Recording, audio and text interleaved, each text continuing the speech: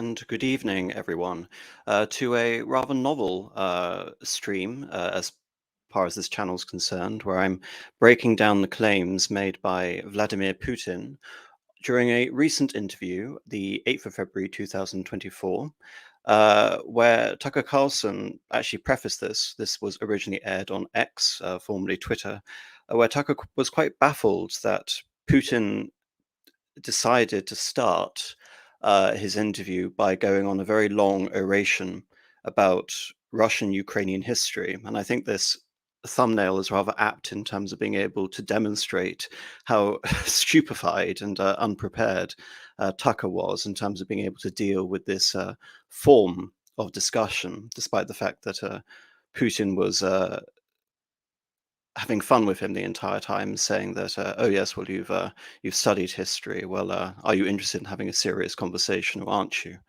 Now, what prompted my investment in doing this, because I wasn't ever sort of imagining to do this sort of in a pre-prepared fashion, especially that we didn't expect this interview to happen, and then when it did happen, we didn't expect Putin to deliver a lengthy oration around history. Uh, Quite a few people on Twitter were quick to point out that Putin was doing an AM. He was going out of his way to give a copious amount of historical context in response to any given question. That's my superpower, but it seems that I finally have a kindred spirit here. But nevertheless, some historians came out and they attempted to debunk many of the claims made by Putin in this interview. The egregious example which really set me off was one by Tom Holland. He hosts a podcast, I believe that's called The Rest is History. He is a Roman historian, which begs the question as to why he was so invested in taking down the claims of Vladimir Putin and Russian Ukrainian history. One has to wonder.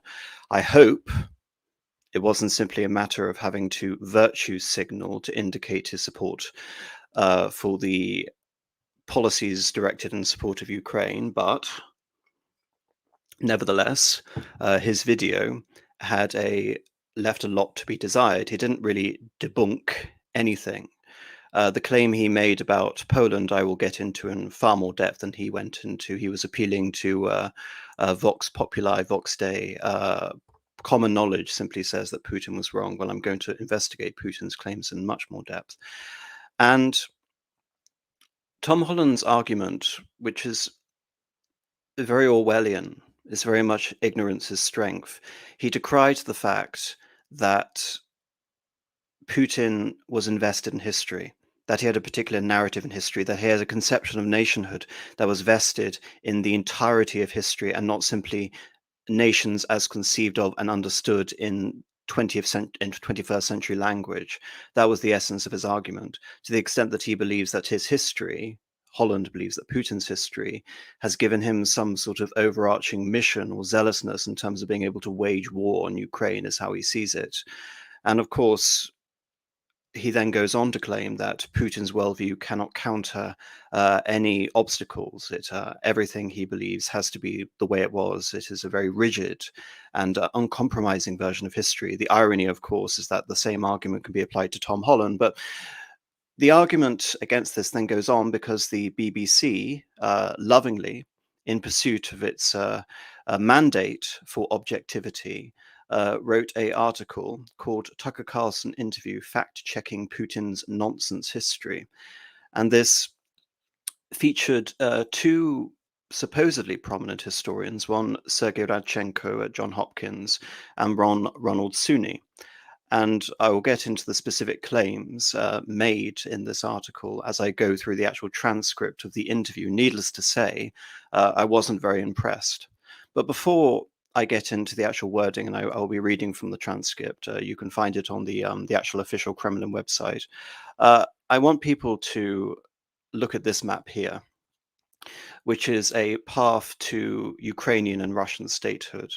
Someone asked me on Twitter, essentially, how to look at some sort of overarching development. And the image on the left here is very much how I wanted to construe a iteration of Ukrainian history, stemming from a lecture which was taken about 2 years ago, whereby we have an inception of a Rus culture that is then split.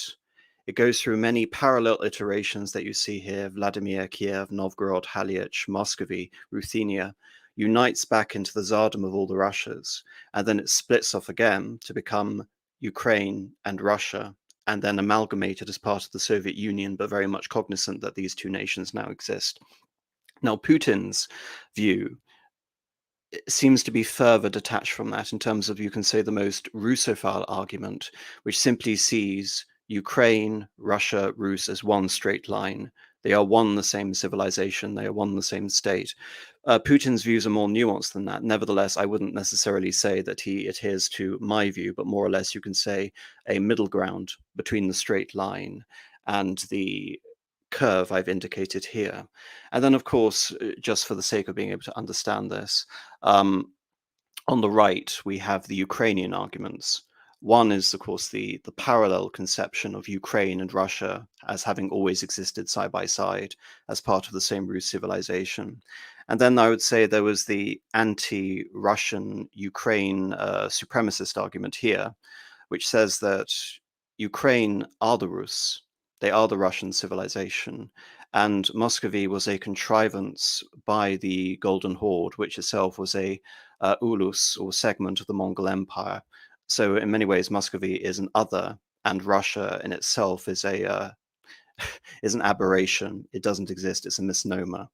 But nevertheless, I'm not going to be going to these claims. I'm going to be investing Putin's claims and pitting them against my own understanding of Ukraine and in reference to these other historians. So let's get into the meat and actually go through the transcript. So Tucker begins the conversation, and then, rather surprisingly, Putin goes into his lengthy oration around history, and here it is. Let's look where our relationship with Ukraine started from. Where does Ukraine come from? The Russian state started to exist as a centralized state in 862. This is considered to be the year of creation of the Russian state, because this year the townspeople of Novgorod invited Rurik, a Varangian prince from Scandinavia, to reign. In 862, Russia celebrated the 1000th anniversary of its statehood, and in Novgorod there is a memorial dedicated to the 1000th anniversary of the country. Now, there are issues with that, but I'm not going to do what the BBC did here. This is the quote by Sergei Radchenko. Vladimir Putin is trying to construct a narrative backwards, saying Russia as a state began its development in the 9th century. You could equally say that Ukraine as a state began its development in the 9th century, exactly with the same kind of evidence and documents. And I want to inform Sergei Radchenko, if he ever watches this video, that if you were to use evidence and documents of the 9th century, the word Ukraine does not exist at this time. It doesn't really appear in documents until, I think, the early attestation is the 12th century. So you cannot make that claim, and the BBC shouldn't have publicized this, but again, me expecting competency and a sense of verisimilitude at the BBC is obviously, far beyond the pale of what I can expect. But nevertheless, there are issues that are brought up here. And this goes into what was Putin's purpose in delivering this history lecture at the beginning of his interview on Ukraine. Because Putin is obviously trying to present his argument in the most favorable terms. He's trying to convince, he's trying to appeal to, you can say, more literate Westerners through a sense of the grand arc of history. And as a result of this, there are many, you can say there is a necessity in order to create a convincing narrative, yet at the same time, Putin makes strategic omissions and conflates many ideas as well in order, you can say, to paint the most coherent, concise, and you can say oversimplified narrative, to the point that at various times it can come across as disingenuous. And this is the first point I want to get into, completely throwing Radchenko's ridiculous argument into the rubbish bin, which is the Russian state started to exist as a centralized state in 862. Now, what is a centralized state? I would never claim that Russia began as a centralized state in 862, and this has many issues. What Putin is doing is conflating Rus with Russian etymologically, they are essentially the same. And this is something that I talked about in my own lecture, which is the idea of Russia, the land of the Rus, the land of, essentially, and many iterations of the Rus coming mean the white Rus, the Belarusians, the blue Russians, the red Russians, the cardinal directions inherited from steppe peoples and the Mongols. But nevertheless, this idea that a Russian state, whereby we can conflate it with the modern Russian state as having existed in 862, that is a leap if ever I saw one. You can say that there is a Russian entity, a Rus entity, that comes into existence in 862, the same time that we have the arrival of Uruk. That in itself is still a contentious state. There are some people who believe that the Rus came down and attacked the city of Constantinople in the year 860, which would mean that the Rus had to have arrived, or the Rurikids had to arrive and establish the state before then. But that isn't so much the issue I have with Putin. In that sense, Putin is very conservative in terms of this official date of 862. But there are other implications of this. So one of all, you can't claim that it's the beginning of a centralized state, let alone a Russian state. You have to see this as the beginning of a Rus-Russian civilization, a cultural entity, but not a centralized state. Because what we mean by a state is an authority exerting power over a territory. The whole notion of that is thrown up in the air, and there are so many states, Russian states existing, and Muscovy is one state, Kiev and the various examples I'm going to bring up are others. A centralized state makes it even more contentious because it implies that there was a formal state, a formal sense of statehood.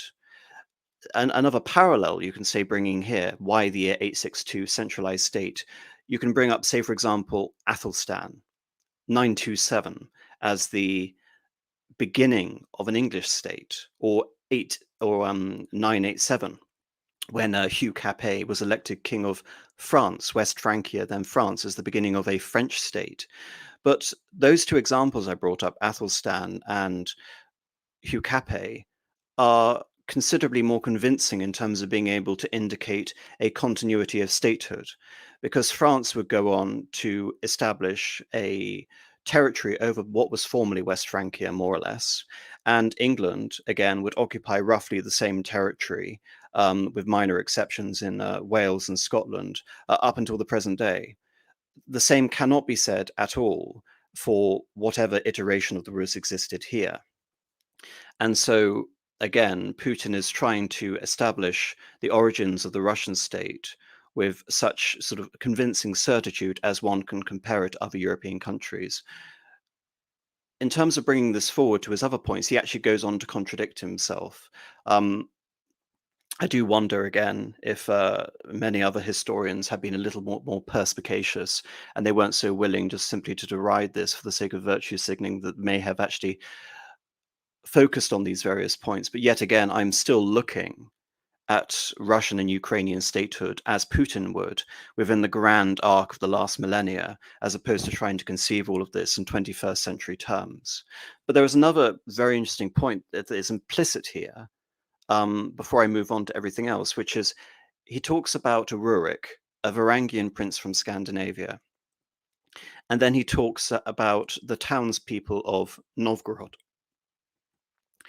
The townspeople of Novgorod aren't given an ethnicity. Rurik is a Varangian prince from Scandinavia, or probably more likely Sweden. So from the outset, Putin's conception of Russia and Ukraine is not based on ethnicity. And this is something I want to refer to back at the end of this discussion, because for reference, I'm not going to be able to go through the entire interview. I'm going to be focusing on parts of the interview which I believe are historically pertinent, without focusing on the immediate run-up to Ukraine, the economic arguments that Putin brings, the strategic arguments, the arguments around the coup in 2014. My focus is very much going to be up until the year 1945, with the creation of the modern Ukraine state borders under the USSR. So several things to bring up. Centralized state as being a very dubious term, the conflation with Rus and Russia, the idea that Putin isn't ascribing a ethnicity yet to this quote unquote centralized Russian state. So moving on. In 882, Rurik's successor, Prince Oleg, who was actually playing the role of regent at Rurik's young son because Rurik had died at the time, came to Kiev. He ousted two brothers who apparently had once been members of Rurik's squad. So Russia began to develop with two centers of power, Kiev and Novgorod. And again, that in itself actually contradicts the centralized state claim. Because how can there be a centralized state and there also be two centers of power, Kiev and Novgorod? You are setting the stage for two roughly equivalent principalities, one in the north near the Baltic and one in the south near the Black Sea. So obviously that wasn't proofread in terms of Putin being able to regurgitate this. That is a contradiction. But it also plays into this argument that I have here, which is the origins of the split actually occur with Kiev and Novgorod and the supremacy of the city-states over the idea of a Rus civilization. Nevertheless, he doesn't talk about Kiev with any sort of preeminence over Novgorod. Rather, he creates parity between the two. And establishing parity would in itself add legitimacy further to the Muscovite state, which was in itself a descendant of Novgorod. So back to Putin. The next very significant date in the history of Russia was 988. This was the baptism of Russia, when Prince Vladimir, the great grandson of Rurik, baptized Russia and adopted Orthodoxy or Eastern Christianity. From this time, the centralized Russian state began to strengthen. Why? Because of a single territory, integrated economic ties, one and the same language, and after the baptism of Russia, the same faith and rule of the prince. The centralized Russian state began to take shape. Well, before then, the Russians were pagan. Vladimir the Great had himself been experimenting with various religious concoctions. The story is that he sent messengers out to all the Christian centers in the world. He went to Constantinople, or rather his emissaries went to Constantinople, and was so overwhelmed that it was essentially a matter of Byzantine soft power influencing the Byzantification, the conversion of the Russian ruler to Orthodoxy, even though that is really apocryphal. There were far more sort of earthly incentives, economic, and marriage. And there was also a marriage link also with the Varangian princes and the Byzantine royal family. So many other reasons as to why Russia would gravitate towards orthodoxy. But again, the picture that Putin is claiming is right in the sense that this represents some form of national origin. We start off with the two power centers of Novgorod and Kiev, which are not centralized states, but as he says, power centers. Two fort cities which are dominating various rivers. With Kiev, it's especially the Dnieper. And the Russians are able to exert power, having arrived from Scandinavia. They're great seafarers. In fact, it is the Russian mastery of the sea which allows them to gain one up on the Kuman Kipchaks when they go across the Volga. And I believe actually before they destroy the Khazar Khanate. Interesting things, but relating this back to Putin and what he's saying, the idea of a single territory, integrated economic ties, one language, and after the baptism of Russia, the same faith and rule of the prince. Well, Vladimir the Great essentially held the north in tandem. It wasn't a centralized state. The princes of Novgorod weren't always the grand princes of Kiev, which was the preeminent city of the Rus at this time. So again, he emphasizes the term again. He said this three times, which is a centralized Russian state. And again, that's not true. If you compare Russia to France, France again was massively decentralized. The kings of France at that time held little authority out of the Ile-de-France. I think it's fair to say that Russia bears far more similarity to France of that time than it does to anything resembling that of a centralized state. I would even say the notion of a centralized state having existed at the end of the 10th century was really rather ludicrous anywhere in the world, even as far as China or the Byzantine Empire. But again, Putin is clearly doing this. There is a kernel of truth here, which is the genesis of a Rus-Russian nation. And I'm intentionally conflating these words, but if it is if to indicate that there is a continuity in the culture and the civilization, and you can say these historical and dynastic and territorial links, but there is not a specific continuity when it comes to statehood. Nevertheless, that is not enough simply to declare that Russia and Muscovy are synonymous. No, it's a far more nuanced argument than that, but Putin is going to the other extreme of conflating them. But nevertheless, Putin has a general conception that Russia begins as a state with the baptism of Vladimir the Great. Back in the Middle Ages, Prince Yaroslav the Wise introduced the order of succession to the throne, but after he passed away, it became complicated for various reasons. The throne was passed not directly from father to eldest son, but from prince who had passed away to his brother, then his sons in different lines. All this led to the fragmentation and the end of the Rus as a single state. There was nothing special about it. The same was happening then in Europe, but the fragmented Russian state became easy prey to the empire created earlier by Genghis Khan.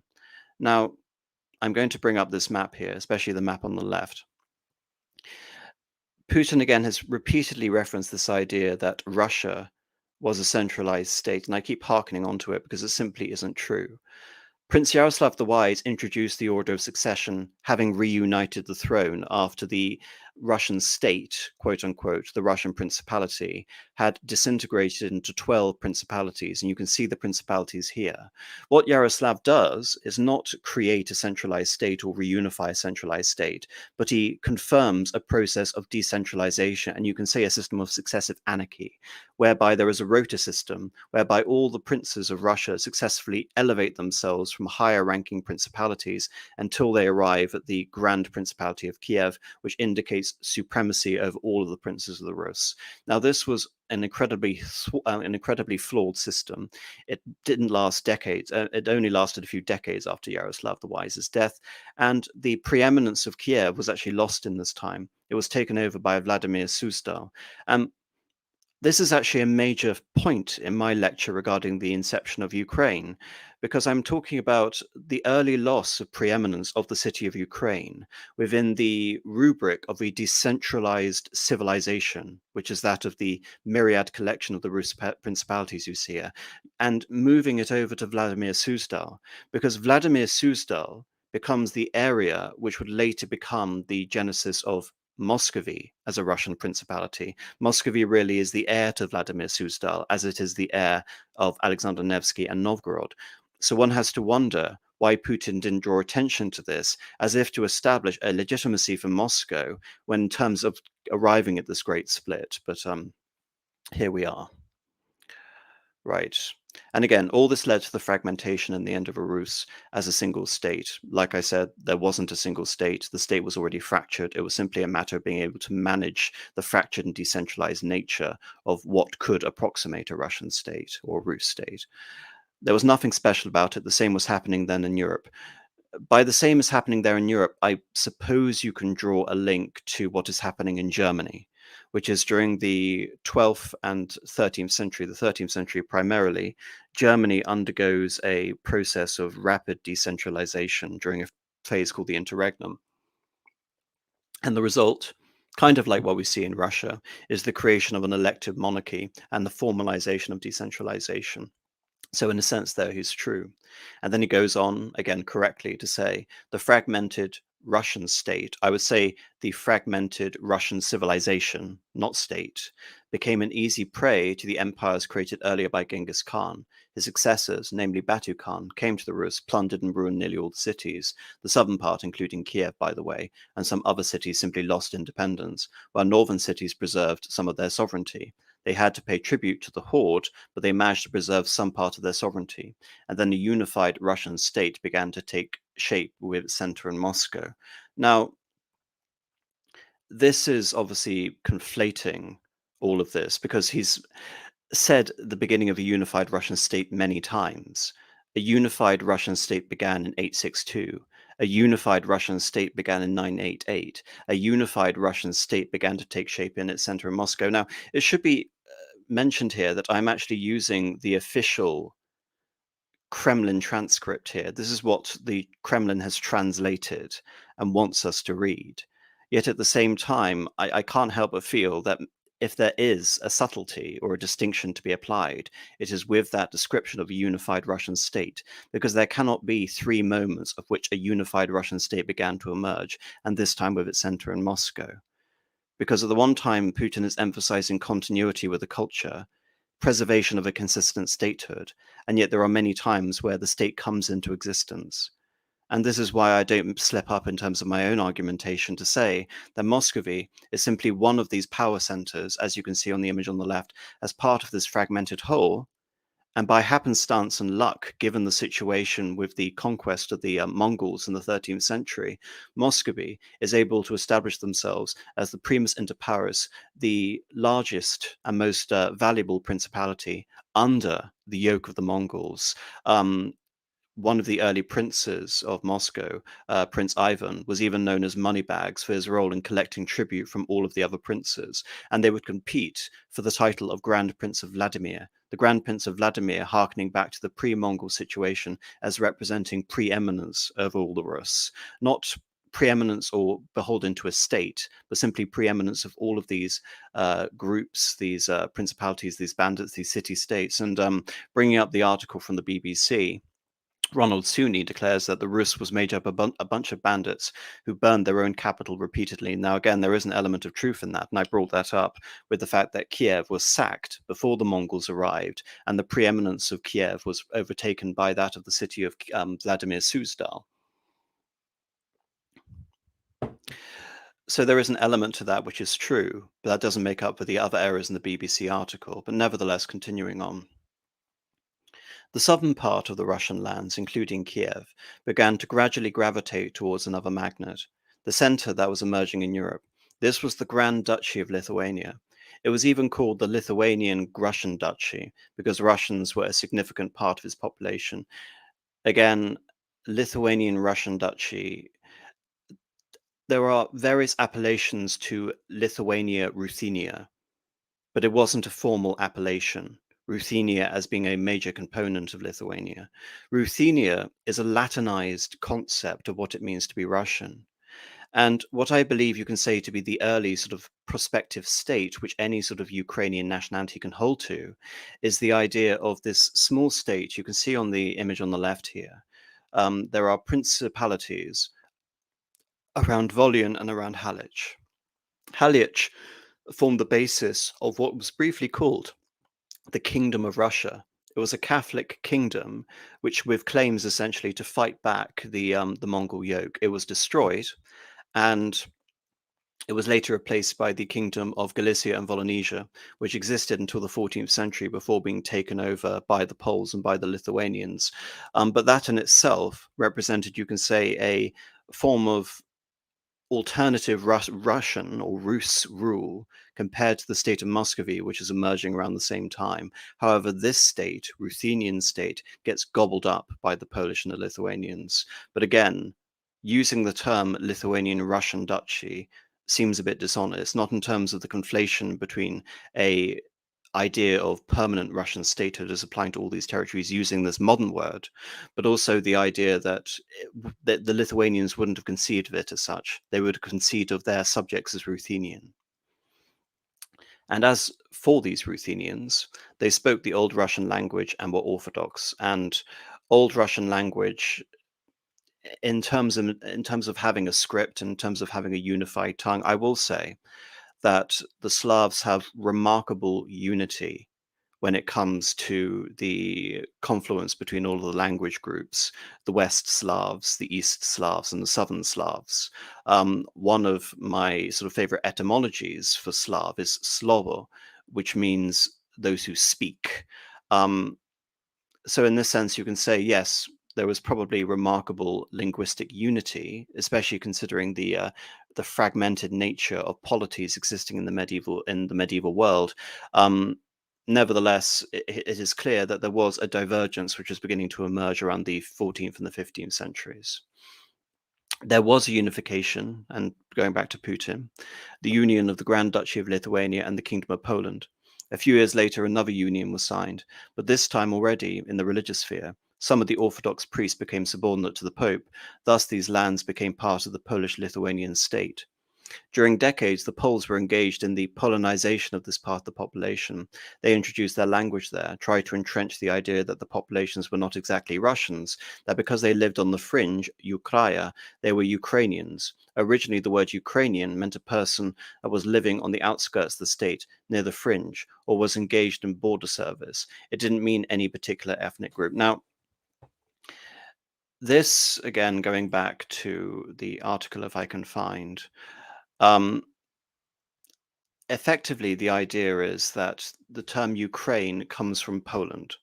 It is a process of othering the Rus people, or what Putin is repeatedly conflating as the Russian people, as becoming Polonized, as becoming Westernized, as becoming Catholic, as having their priests being subordinate to the Pope. Now, what the nuance which he's missing here is that there is a religious division going on within the Orthodox world.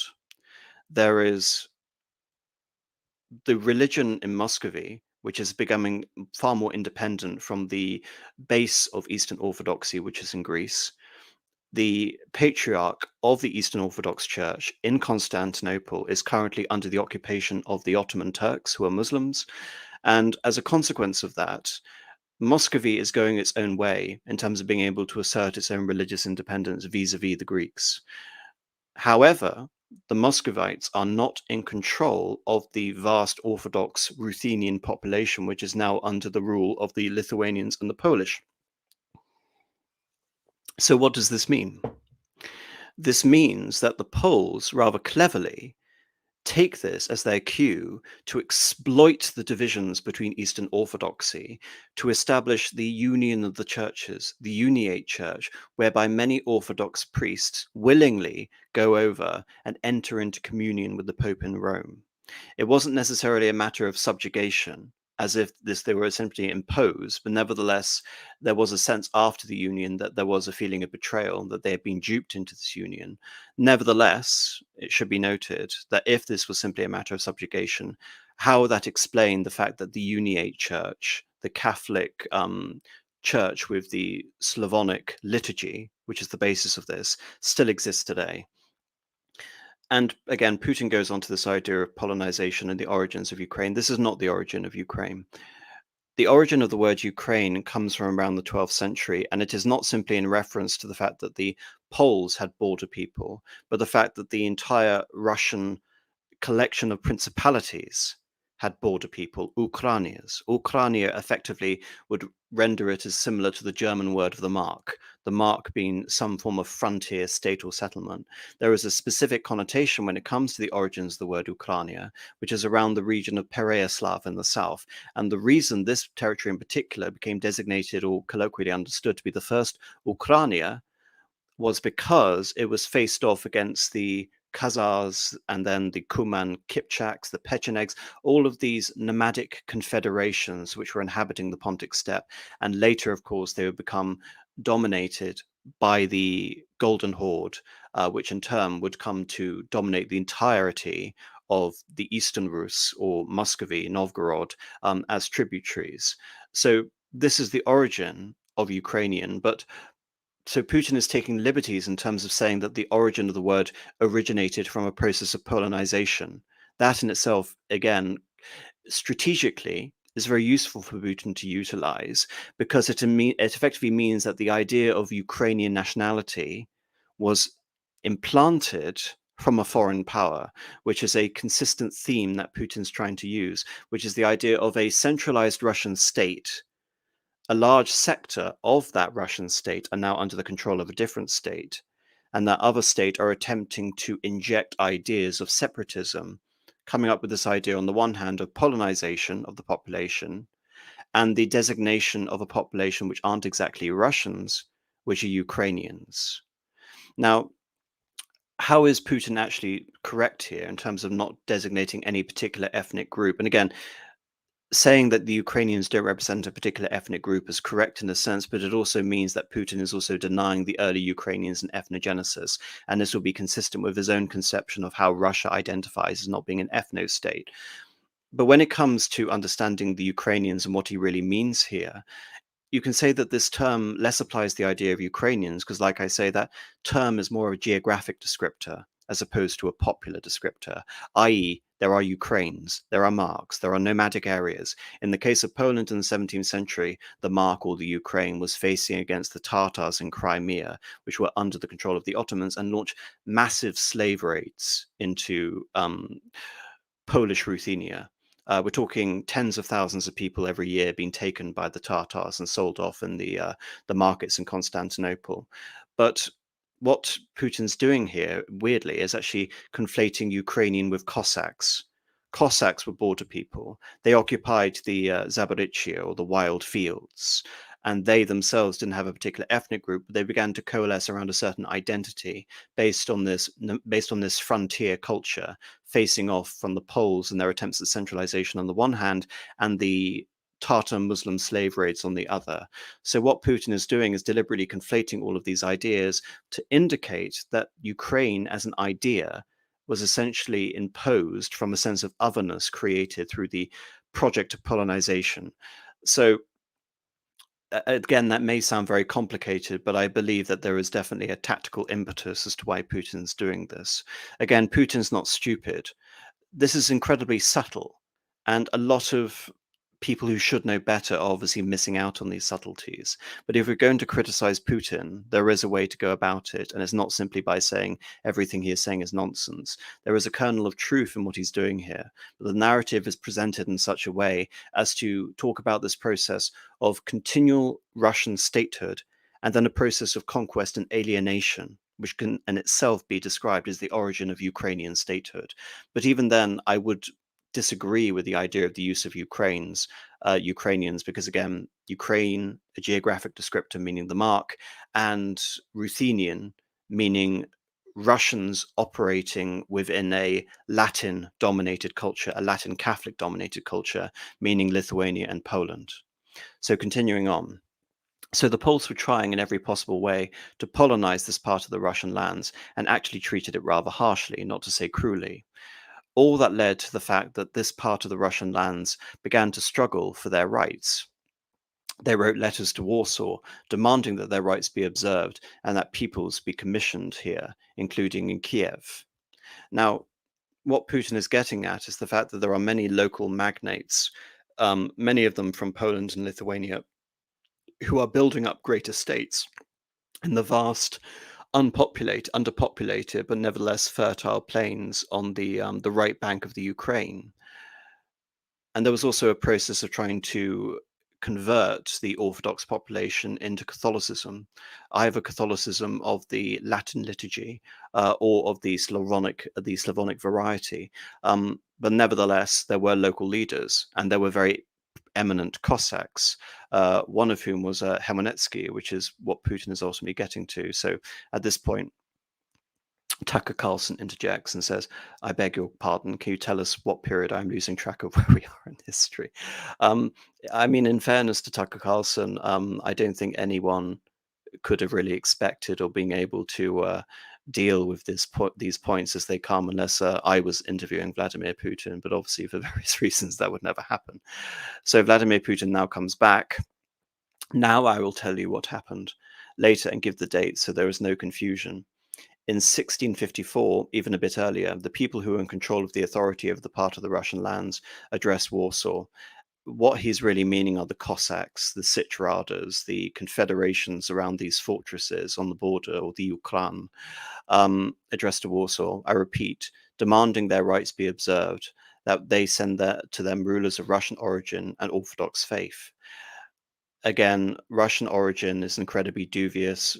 By Russian origin, he's explicitly sort of indicating the fact that we're not talking about Poles and we're not talking about Lithuanians. Again, the conflation between Rus, Ruthenian, and Russian is very obvious here, and it's clear why he's doing it. But the Orthodox faith, Putin doesn't seem to believe that the Uniate can be considered Orthodox. And that is the argument which is being presented here, which is the Cossacks do not want a uniate variety or a Catholic variety of the Orthodox faith. They want one which is either loyal to the Patriarch in Constantinople, most likely, rather than one who is loyal to the Patriarch in Moscow. When Warsaw, i.e. the capital of Poland, did not answer them, and in fact they rejected their demands, they turned to Moscow, and so that Moscow took them away. So that you don't think I'm inventing things, I'll give you these documents. It doesn't sound like you're inventing it, but I'm not sure why it's relevant, because it happened to what happened 2 years ago. And Putin replies, but still, these documents are from the archives, copies. Here are letters from Bogdan Khmelnytsky, the man who then controlled the power in this part of the Russian lands in what is now called Ukraine. Again, I would call Khmelnytsky a Cossack leader over, you can say, this authority you actually establish here on the right, which is, you can say, the borders of the left bank Ukraine, or the Principality of the left bank Ukraine, which has its own hetman, which is a Slavicized variety of the word hauptmann, which effectively means captain. But the Cossack identity is very much baked into what we can be considered to be the origins of any sort of genesis of a Ukrainian people here. But interestingly enough, Putin is not using the word Cossack, and I have to wonder why. Because if anything, the use of the word Cossack would actually aid his point in terms of being able to diminish a state of constant continuity regarding that of a Ukrainian nation. But what he's referring to, actually, I'll continue reading here because he's going to go into more detail. Khmelnytsky wrote to Warsaw demanding that their rights be upheld, and after being refused, he began to write letters to Moscow. Russia would not agree to submit to them straight away, assuming that this would trigger a war with Poland. Nevertheless, in 1654, the Zemsky Sobor, which was a representative body of power in the old Russian state, made the decision. Those old Russian lands became part of the Tsardom of Muscovy. As expected, the war with Poland began. It lasted 13 years, and then the truce was concluded.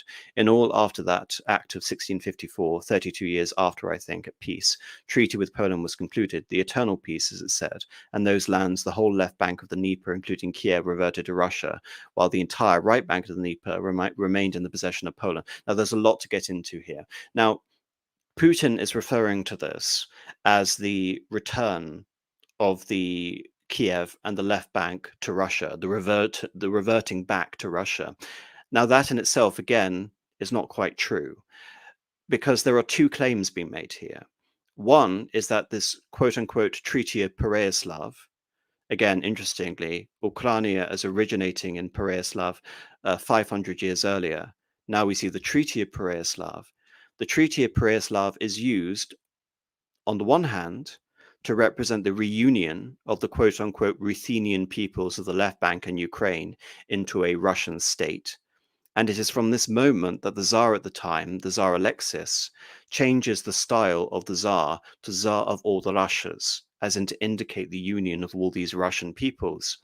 However, the complementary article to that is that this isn't simply a matter of restoration, it is also simply a matter of nascent national genesis, which is the idea that this is the beginning of a distinct statehood, distinct from that of Russia, that this isn't a reverting back to the Russian state, but this is a new state forming an alliance under the protection of Russia. Hence why some Ukrainophiles use the term, or the Treaty of Pereyaslav, and the date of 1654 as to indicate the origin of Ukrainian statehood, even though that's a backwards appellation for reasons that I will explain. And this idea is the justification for why Khrushchev, 300 years later in 1954, would hand the territory of Crimea to the Soviet Socialist Republic of Ukraine out of a gesture of goodwill for the quote unquote original Treaty of Pereyaslav, which at the same time supposedly created the basis of a Ukrainian state and entered into the fraternal association between Ukraine and that of Greater Russia. So there are many arguments you can present as to what Khmelnytsky was effectively doing. Was it a reunion or was it independence? Fundamentally, I view it as protection. I see it as the Cossacks essentially wanting to defect from a Catholic Polish overlord to a Russian overlord who would fundamentally protect them from the encroachments of the Tatars. Especially, we're talking at a time where Poland is becoming very weak, and the Russians can pose as a much stronger threat to the Ottomans and the Tatars, the perennial problem for the so-called Ukraine. So it makes every logical reason for mutual advantage as to why the Cossacks in that region would ally to Russia. But referring this back to Kiev reverting to what had already existed as a centralized Russian state is, again, it's not conflation, it's disingenuous. There is nuance here, but obviously Putin has to spin it in a certain way. But again, there is enough truth here where Putin can present this argument with all this information. And again, this is the point where Putin hands Tucker Carlson the documents, but then Tucker Carlson doesn't go over the documents and be able to evaluate all the nuances. Not that there would be any help, because I doubt that Tucker Carlson can either read the old iterations of the Ukrainian dialect or Old Russian, but there we are. The point was made, if anything, in the interview intentionally to buttress these claims about a process of reunion as opposed to protectorship. Anyway, going on.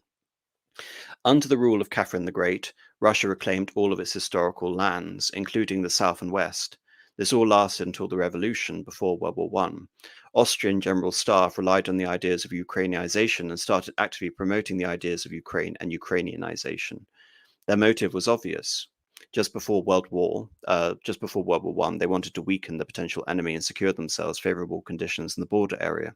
So the idea which had emerged in Poland that people residing in the territory were allegedly not really Russians, but rather belonged to a special ethnic group, Ukrainians, started being propagated by the Austrian General Staff. Okay, there's a lot to unpack here. Under the rule of Catherine the Great, Russia reclaimed all of its historical lands, including the south and west. So this is obviously in reference to the partitions of Poland.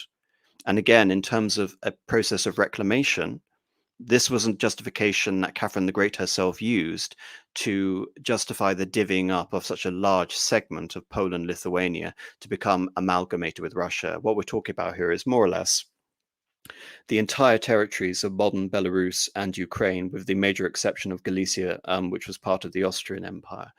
So in this sense, Putin is repeating the claim made by Catherine the Great. And again, this talks about, you can say, the indivisibility of a single Russian territory that you can see on the image on the left here, that this state has already always existed.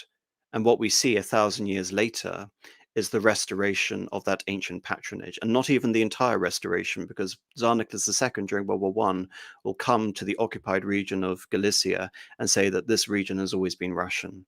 So on the one hand, you can say that there is a claim, there is a medieval pretext, but in Putin's mind, there is a centralized state that has always existed, and these territories represent a restoration.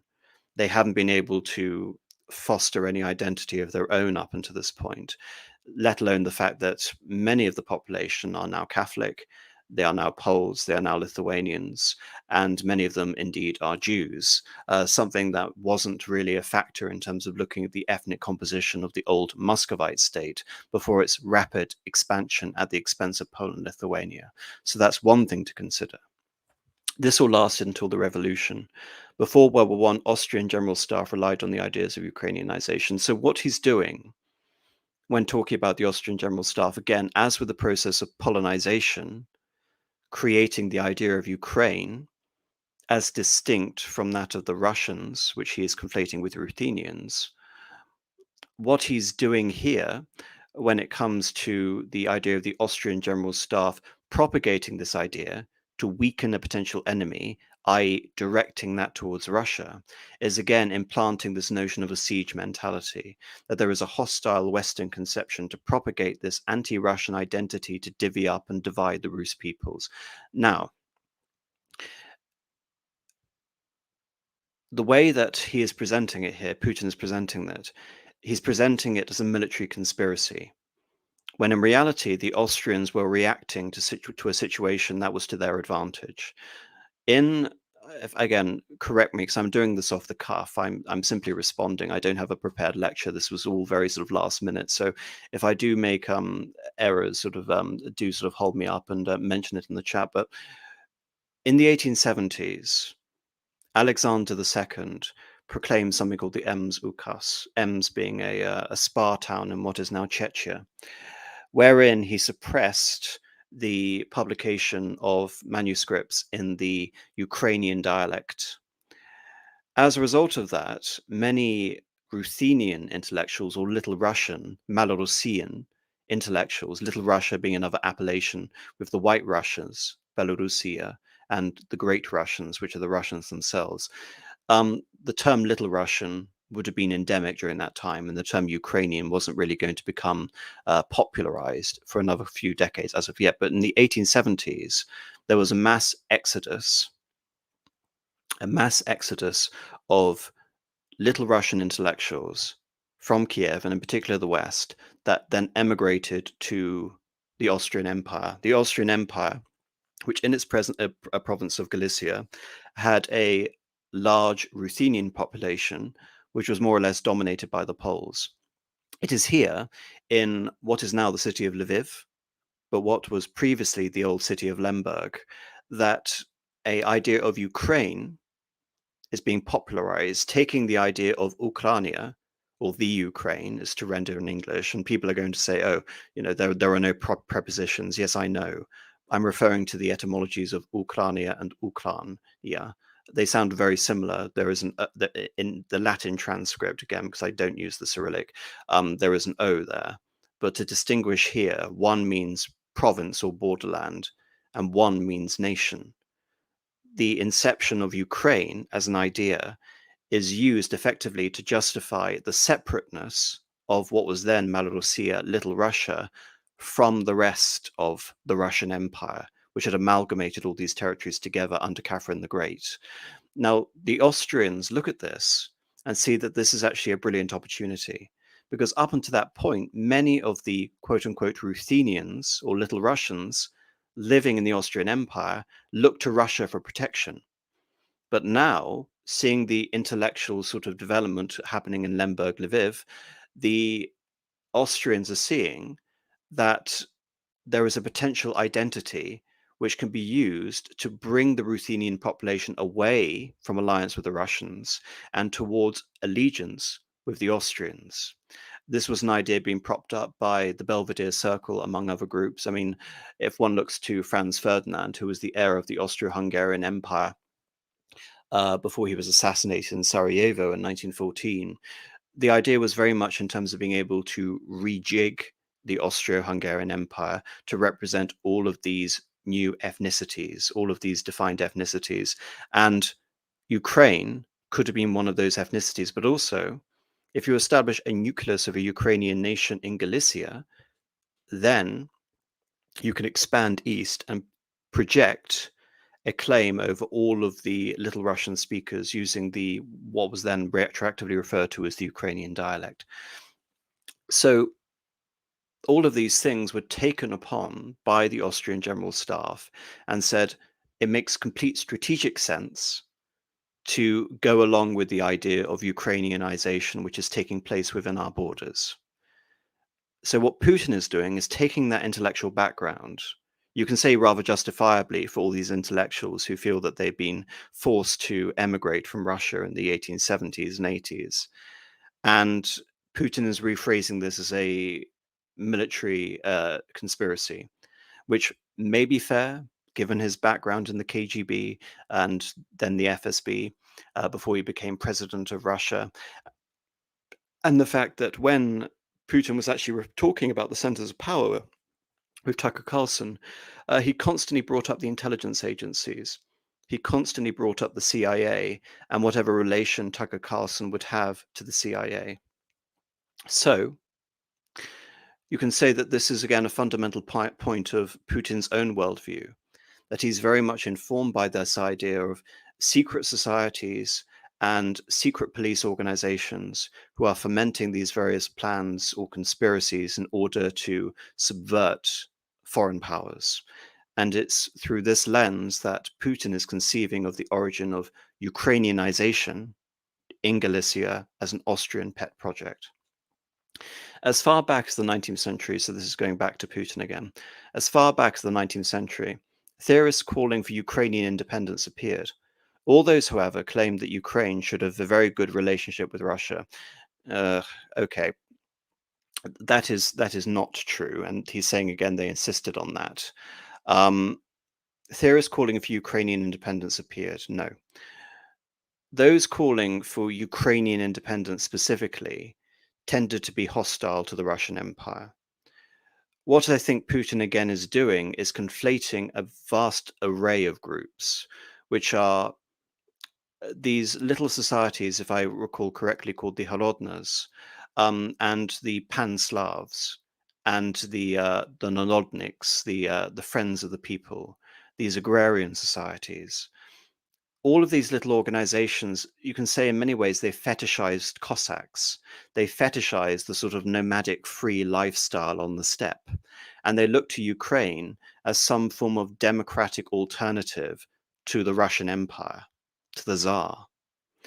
Pan-Slavism, you can say, was a democratic revolt against the control of the Tsar, which is why the Tsar needed to tread very carefully around the topic of ethno-nationalism, as Putin's doing here. In terms of looking at these groups, these sort of agrarian groups and these sort of pro-Cossack groups, you can look at them and say that they are wanting to belong to a pan-Slavic identity, not necessarily a Russian empire.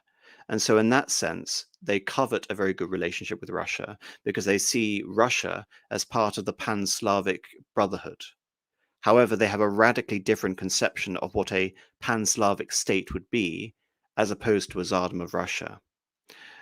So what Putin's doing here is perhaps, again, I can only infer based on what he said here, is taking that intellectual development, which is very distinct from the Ukrainophiles later on, and saying that they are essentially the same with Ukraine, as in to indicate that the natural impulse of these people is always to positive relationships to the Russians, and that the hostile relationship is being cultivated by an opposing force, either Poland, Lithuania, or the Austrian General Staff. So again, this isn't specifically true. And what it does is it denies the process of sort of Ukrainian statehood, the desire to create a Ukrainian state in the end of the 19th century and the beginning of the 20th century, as something which was thought up somewhere else, and it wasn't the product of who would later become the Ukrainians themselves.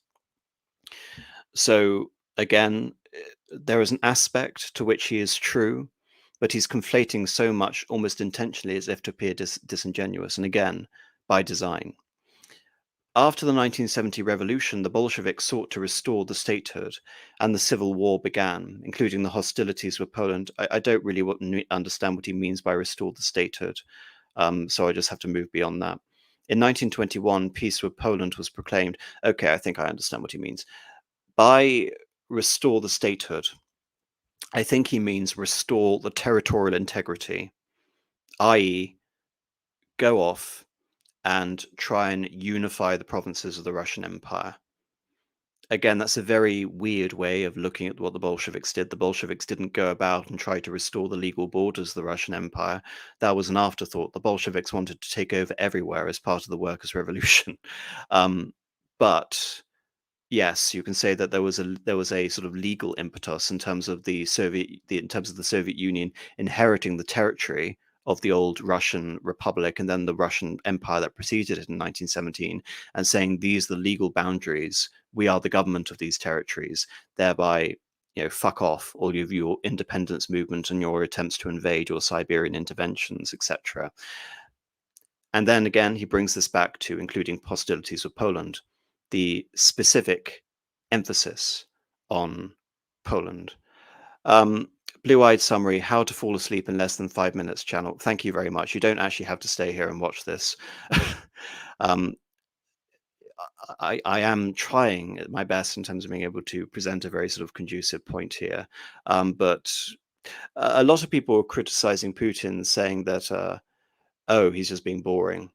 Well, if you're coming to this lecture, I'm sorry, but I'm going to be far more autistic than Putin was, and more autistic by design because I'm going around and trying to dissect the points he's making. So if you found the original boring, then I'm going to be, by that definition, far more boring. I'm not going to refer to it as boring, but if you found the original documentary boring and it didn't inspire you in any way, I'm sorry, I'm not going to apologize for the fact that I'm being very autistic here, and I'm going to carry on regardless in excruciating detail. So here we go. In 1921, peace with Poland was proclaimed, and under the treaty, the right bank of the Dnieper once again was given to Poland. So again, Putin is looking to this. It's actually very useful having this image on the left because that is very much the image that Putin has in his brain in terms of conceiving of this unified Russian state. Obviously, you can see that map is not a unified Russian state, but that is the territory that Putin has in his mind when talking about concepts of statehood. That really is sort of the fundamental point to get over here, that whenever Putin is talking about the state, he means the map on the left. He doesn't mean, obviously, with regards to the right of the border, where it excludes Siberia, but he definitely means the European border, which pushes into as far as modern day Poland and as far as Lithuania, the East Slavic conglomeration, so to speak. So when he's talking about peace with Poland, the treaty affording the territory to the right bank of the Dnieper was again given back to Poland. So he's talking about the Russian Empire having originally been able to restore the territory you see on the left, and then Poland has regained these territories. It's been a reversal of history. Putin, of course, forgets the fact, he omits the fact that the broad section of Poland had been under Russian rule since 1815, since the end of the Napoleonic Wars. This territory was called Congress Poland, and it was centered around Warsaw. The Russians didn't control all of Poland. A large part of Poland, as I already mentioned, or Old Poland, was controlled by the Austrians. Another part was controlled by the Prussians. But it's fair to say that if Putin is talking about the loss of territories within a failed attempt to restore quote unquote Russian statehood or the Russian territory, he's ignoring the fact that the Russians had occupied Poland up until this point. So in many ways, you can say the Polish were justified if Putin is going to apply the same logic back here. But again, another thing Putin does, and it's something I talked about with great length over on, I think it was Hitman's channel, where I discussed the duality of Russian civilization. When Putin talks about things like the Bolsheviks sought to restore the statehood,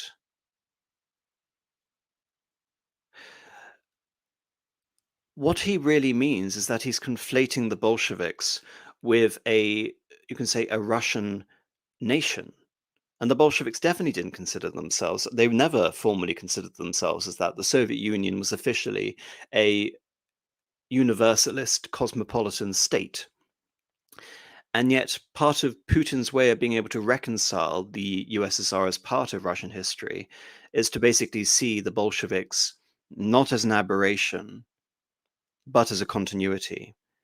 And so he makes the erroneous claim here that the Bolsheviks sought to restore the territory of the Russias, and not the fact that the Bolsheviks only saw that as an incidental point. But that again is another point that I need to sort of belabor here, which is Putin, his own conception of the Soviet Union and how that figures in to a 1,000-year view of Russian quote unquote statehood. Back to Putin. In 1939, after Poland cooperated with Hitler, it did collaborate with Hitler, you know. Hitler offered Poland peace and a treaty of friendship and alliance. We have all the relative documents in the archives, demanding the return of Poland, demanding that Poland give back the so-called Danzig corridor, which connected the bulk of Germany with East Prussia and Königsberg after World War I. This territory was transferred to Poland, and instead of Danzig, a city of Gdansk emerged. Hitler asked them to give it amicably, but they refused. Still, they collaborated with Hitler, engaged together in the partitioning of Czechoslovakia. Right, yes, okay, here. This is the most contentious point that virtually everyone is bringing up regarding, where Putin gets things factually wrong. What I've really been discussing here is that Putin hasn't been factually wrong, but he's made errors of conflation and omission. And he's removed a huge amount of nuance in order to present um, a very sort of consistent argument in terms of the indivisibility of a Russian territory and a Russian people, even though his conception isn't specifically ethnic, as I've gone into. So what he's doing with Poland It really is, I would say, irrelevant in terms of his broader point. So why is he bringing it up? I really think it's to conflate the idea that there is a general Western-backed conspiracy aimed at Russia, and thereby Poland collaborates with Hitler in order essentially to, uh, like I said, it really does seem irrelevant in terms of his broader point, because the origins of World War II, what the relationship between Hitler and the nature of the promise over Danzig was, and the fact that the Poles took over an area in the Transalpsa, which is part of Czechoslovakia, which was considered Polish majority in 1919. I was discussing with people on Twitter about this. Again, it's the term collaborate. Officially, in terms of the specific use of that word, there was collaboration, but you can say association is too weak of a word, and collaboration is too strong of a word, because collaboration has very significant pejorative implications, especially in terms of World War II, because collaboration indicates some form of supplicancy towards Germany and a general agreement with German aims. But what Putin is talking about here is a general sort of, you can say, there isn't outright hostility between Poland and Germany. There are areas of mutual advantage. In terms of the relevant documents he's pointing to, Hitler promised Poland a peace and treaty of friendship alliance. Back in 1934, there was a German-Polish non-aggression pact. When the oh, for goodness sake, how my brain is going. When the Japanese entered into a closer alignment along with the Italians of the Germans, the Japanese were actually the ones to continually point out that Poland should be brought into a general alliance with Italy, with Germany, and with Japan, because Japan had very good relations with Poland dating back to the era of Pilsudski, the founder of the Second Polish Republic, rotating around Promethean ideas about the disintegration of the Soviet Union and expanding Poland eastwards. So there are elements of this in which Poland offered a prospect of a anti-Bolshevik alliance. However, that's very much the angle that Putin is going for here. But that also implies that they had something of a working alliance which amounts to a conspiracy in which the aggression was targeted at the Soviet Union as paramount, and that after Hitler basically gained what he wanted in the Danzig corridor, which the Polish obviously didn't give him, there may have been some anti-Soviet alliance of the Japanese, of the Italians, of the Poles, and of the Germans. At that point, we're really entering into the world of historical fiction. But like I said, it's not strictly a relevant point. And so one has to wonder why he's bringing it up. And the reason I think he's bringing it up is, as with my sort of anti-Comintern pact logic, he's talking about the encirclement of Russia, and in particular the idea of Poland and its desire to dismember parts of the Russian state, or rather now the Soviet Union, which is in no way synonymous with a Russian state. And another point you can bring up here is that Poland had annexed Galicia-Lodomeria, which had briefly at one point perhaps been considered the origin of Ukrainian statehood and could have been amalgamated into the Ukrainian Soviet Socialist Republic. But I'll continue on. I think that's enough in terms of indulging here. So Tucker Carlson goes on to say, may I ask, you are making the case that Ukraine, certain parts of Ukraine, eastern Ukraine in fact, has been Russia for hundreds of years. Why wouldn't you just take it when you became president? And Putin obviously rebuffs him, I'll tell you. I'm sorry if this thing is becoming boring. Again, obviously that's a feature which I hope isn't going to be a fact for most people listening to this very detailed breakdown, but here we are. So Putin then goes on to say, good, good. I'm so gratified that you appreciate that. Thank you. So before World War II, Poland collaborated with Hitler. And although it did not yield to Hitler's demands, it still proclaimed in the partitioning of Czechoslovakia together with Hitler. As the Poles had not given the Danzig corridor to Germany and went too far, pushing Hitler to start World War II by attacking them, Why was it Poland against whom the world started on the World War started on the 1st of September 1939? Poland turned out to be uncompromising, and Hitler had nothing to do but start implementing his plans with Poland. And I would try and read all of this in order to understand the entire perspective he's giving here. By the way, the USSR, I have read some archive documents, behaved very honestly. It asked Poland's permission to transit its troops through the Polish territory to help Czechoslovakia. But then foreign ministers said that if the Soviets flew planes over Poland, they would be downed over the territory of Poland. But that doesn't matter. What matters is that the war began and Poland fell prey to the policies it pursued against Czechoslovakia, as under the well-known Molotov-Ribbentrop Pact, part of that territory, including western Ukraine, was to be given to Russia. Thus, Russia, which was then named the USSR, regained its historical lands, again referring to this idea of Russian statehood, the indivisibility of these territories you see on the left.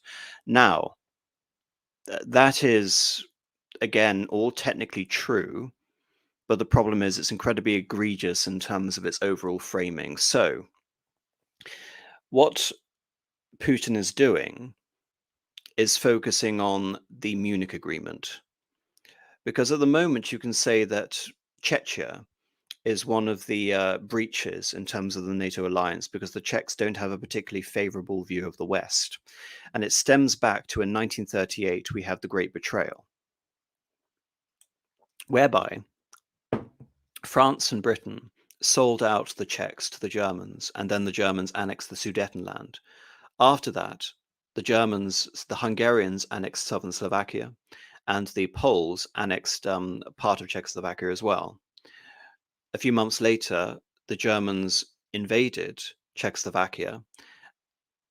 Czechia now was occupied as part of the Protectorate of Bohemia and Moravia, and Slovakia was created as a German client state. What Putin is doing is saying that the USSR had essentially a clean ledger, had a sort of moral a moral desire to uphold the inviolability of the territory of Czechoslovakia, while all the other states were involved in tearing it apart. However, again, that point is not relevant to Ukraine. And what he's doing here is to basically say that the Poles were the authors of their own downfall by actively collaborating in the carving up of the territories which had been feasted on by the Germans. And then, of course, they themselves fell prey to the implications of their own collaboration by refusing to give over territory themselves. Now, that simply isn't true. And that's Putin's justification for how World War II began. And he glosses over the fact that the Molotov-Ribbentrop Pact had an integral aspect of that. Instead, to Putin, the Molotov-Ribbentrop Pact was simply a process by which Russia restored territory in Western Ukraine and Belarus. What he doesn't mention is the fact that if we're looking for quote-unquote collaboration, the Molotov-Ribbentrop Pact was a far more obvious iteration of collaboration, an infamous iteration of collaboration. And the Molotov-Ribbentrop Pact was the impetus for Hitler invading Poland in September of 1939. Without the Molotov-Ribbentrop Pact, without the guarantee that the Soviets would not intervene to protect Poland, Hitler would not have attacked Poland. So what Putin's doing here is glossing over the fact that the Soviet Union very much collaborated, far worse in terms of the divvying up territories. I mean, just to put this in perspective, Poland acquires a tiny amount of what was Czechoslovakia. As per the secret contingent of the Molotov-Ribbentrop Pact, the Soviet Union gained eastern Ukraine, it gained Belarus, it gained Lithuania, and it would go on to invade Finland, and it would go on later after that, after the failure to annex Finland, but rather to regain territories around the Karaja and north of Leningrad, to occupy the Baltic states. And Putin completely glosses over that, because in this sense, collaboration worked to the benefit of Russia and the Soviet Union, and Putin agrees with this. He talks about the restoration of quote-unquote historical lands. And again, in terms of his conflation of the Soviet Union and Russia. The Soviet Union isn't Russia. The Soviet Union in many ways was a state created to nullify the preeminence of Russia. In the 1920s, people talked about it as the great Russian chauvinism emanating out from the preponderance of Russians in the Soviet Union. And yet Putin is looking at the legacy of the Molotov-Ribbentrop Pact, again, as with the partitions of Poland with Catherine the Great. It is a process of restoration, and it is restoration in specifically nationalistic terms. And in that sense, it could be justified. So again, I would say out of all the things he said, by far the most dishonest. And what I find baffling about this, he could have just ignored all of this. He really could have and just skipped to Ukraine in World War II, because of all the parts of his spiel on history, getting to his points, it does seem to be the most disingenuous, and obviously disingenuous to the point that the fucking virtue signaling historians are all going out there with their knives out. Anyway, after the victory in the Great Patriotic War, as we call World War II, all these territories were ultimately enshrined as belonging to Russia, to the USSR. Again, now he's conflating the USSR to Russia, as the point I've been making. As for Poland, it received apparently in compensation the lands which had originally been German, the eastern parts of Germany. Of course, Poland regained access to the Baltic Sea and Danzig, which was now given its Polish name. So this is how the situation was developed. In 1922, when the USSR was being established, the Bolsheviks started building the USSR and established the Soviet Ukraine, which had never existed before. So, having established the idea of Polish-German collaboration, which did exist in a form of association for mutual advantage, but it did not exist to nearly the same extent that the Soviet-German collaboration existed. And you can say it wasn't a collaboration, it was really a formal alliance before 1941. He is then going on to talk about the restitution, or rather the compensation of territories at the expense of Germany, the process by which the old German territories of East Pomerania, southern East Prussia, and Silesia were awarded to Poland, and a process of ethnic cleansing of the Germans took place in those territories. Now, why Putin bring this up is because he refers to this as Stalin's gift. And in some way, you can say that the Russians, and before then the Soviet Union, thought of this as an equitable trade. In many ways, it was. The territories that the Polish gained in the West, were far more economically advantageous to hold than the provinces in the East. Um, but that is a way, you can say, of justifying the fact that the Russians took the territories of the Second Polish Republic in the East. The fact that the Sorry, I've completely lost my train of thought. um, so yes, I'll continue from there. But like I said, he's trying to present Russia in terms of its relationship with Poland as equitable and generous. And again, you can say that this ultimately benefited Russia, awarding Poland so much territory, because Poland was under the occupation of the Red Army, and it expanded the frontiers of the Russian buffer state up to the River Oder, assuming East Germany might one day be reunited with West Germany. So again, Putin's talking about, Polish aggression. He's talking about the compensation, Stalin's gift, and again, all of this is done to present Russia or the Soviet Union in the best possible light. So continuing on, in 1922, when the USSR was being established, the Bolsheviks started building the USSR and established the Soviet Ukraine, which had never existed before. Stalin insisted that those republics be included in the USSR as autonomous entities. For some inexplicable reason, Lenin, the founder of the Soviet state, insisted that they be allowed to withdraw from the USSR. And again, for some unknown reasons, he transferred that newly established Soviet Republic of Ukraine, some of the lands together with people living there, even though those lands had never been called Ukraine, and yet they were made part of the Soviet Republic of Ukraine. Those lands included the Black Sea region, which was received under Catherine the Great, which had no historical connection to Ukraine whatsoever. So it's actually probably instructive to look at this image on the right here. So Putin said a lot there. When he says that before 1922, a Soviet Ukraine had never existed before, he's technically correct, but that implies a Ukraine didn't exist before then. When the Russian Revolution broke out, I mean the original revolution, the February-March Revolution, the various sort of peripheral identities within the now Russian Republic essentially came to the central government in Petrograd through a form of alliance. And when the Bolshevik government took over, all of these national groupings in the Baltic states and in Ukraine, in the Caucasus, declared their independence. When the Germans were able to impose the Treaty of Brest-Litovsk, which ended World War One between Russia and Germany, onto the Soviet Union, all of a sudden you had all of these little states which had divested themselves from obedience to the new Bolshevik regime in Moscow, and one such state was Ukraine. There were many governments who claimed to represent the real government of Ukraine. There were Tsarists, there were Cossacks, there were Republicans, and there were, of course, communists.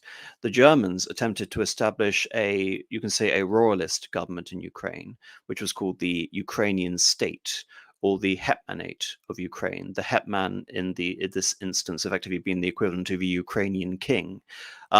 So there were many iterations or attempts to create or start up a Ukrainian state between 1917 and 1922. And what distinguishes the Soviet Ukraine from all the others is that the Soviet Ukraine actually succeeded in this endeavor. So now we get on to the point that Putin is talking about the lands which were included in the Black Sea region, which were received under the Catherine the Great, had no historical connection with Ukraine whatsoever.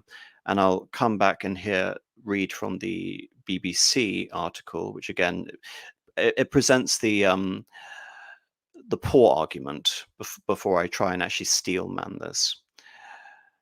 Mr. Putin claims that areas in the south and east of Ukraine had no historical connection with Ukraine whatsoever, conquered from the Ottoman Empire by the Russian Empress Catherine the Great in the 17th century. The Russian president says that means that these lands are in fact rightfully Russian. Mr. Putin later refers to them using the 18th century term Novorossiya, New Russia. Mr. Suni, one of the BBC's pet academics, points out that the inhabitants of these lands, when they were conquered by Russia, were neither Russian nor Ukrainian, but Ottoman, Tatar, or Cossack Slav peasants who had fled the frontiers.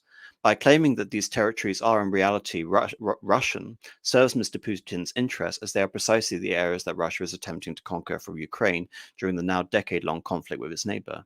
The so-called Novorossiya includes Crimea, illegally annexed from Ukraine in 2014.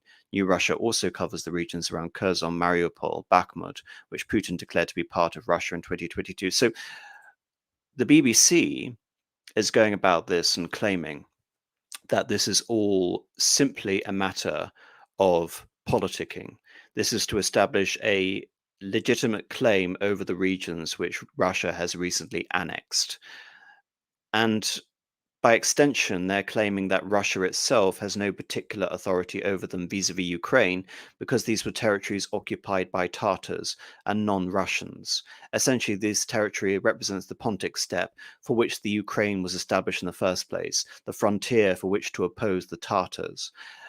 Now, the reason that the BBC argument is disingenuous here is because during the late 18th century and early 19th century, this area was subject to an aggressive program of colonization.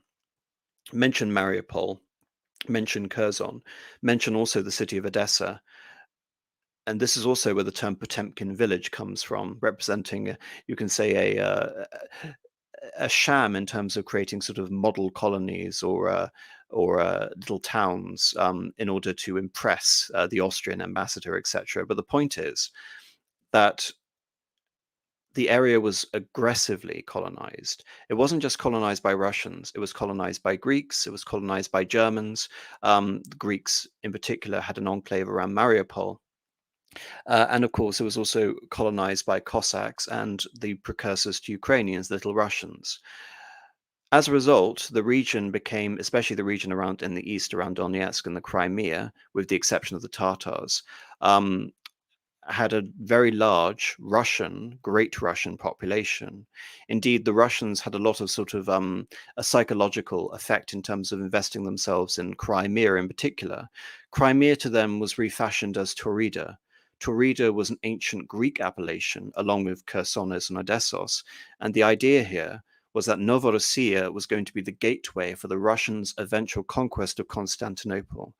psychologically, you can say that opening themselves up to the Black Sea was according to Catherine the Great and Potemkin, the restoration of Russia as an empire, appealing to the legacy of Byzantium by specifically relating all these cities, these new cities, back to the idea of the ancient Greek patronage, again, linking back to Russia's Orthodox pedigree and the desire, the dream of returning to Constantinople.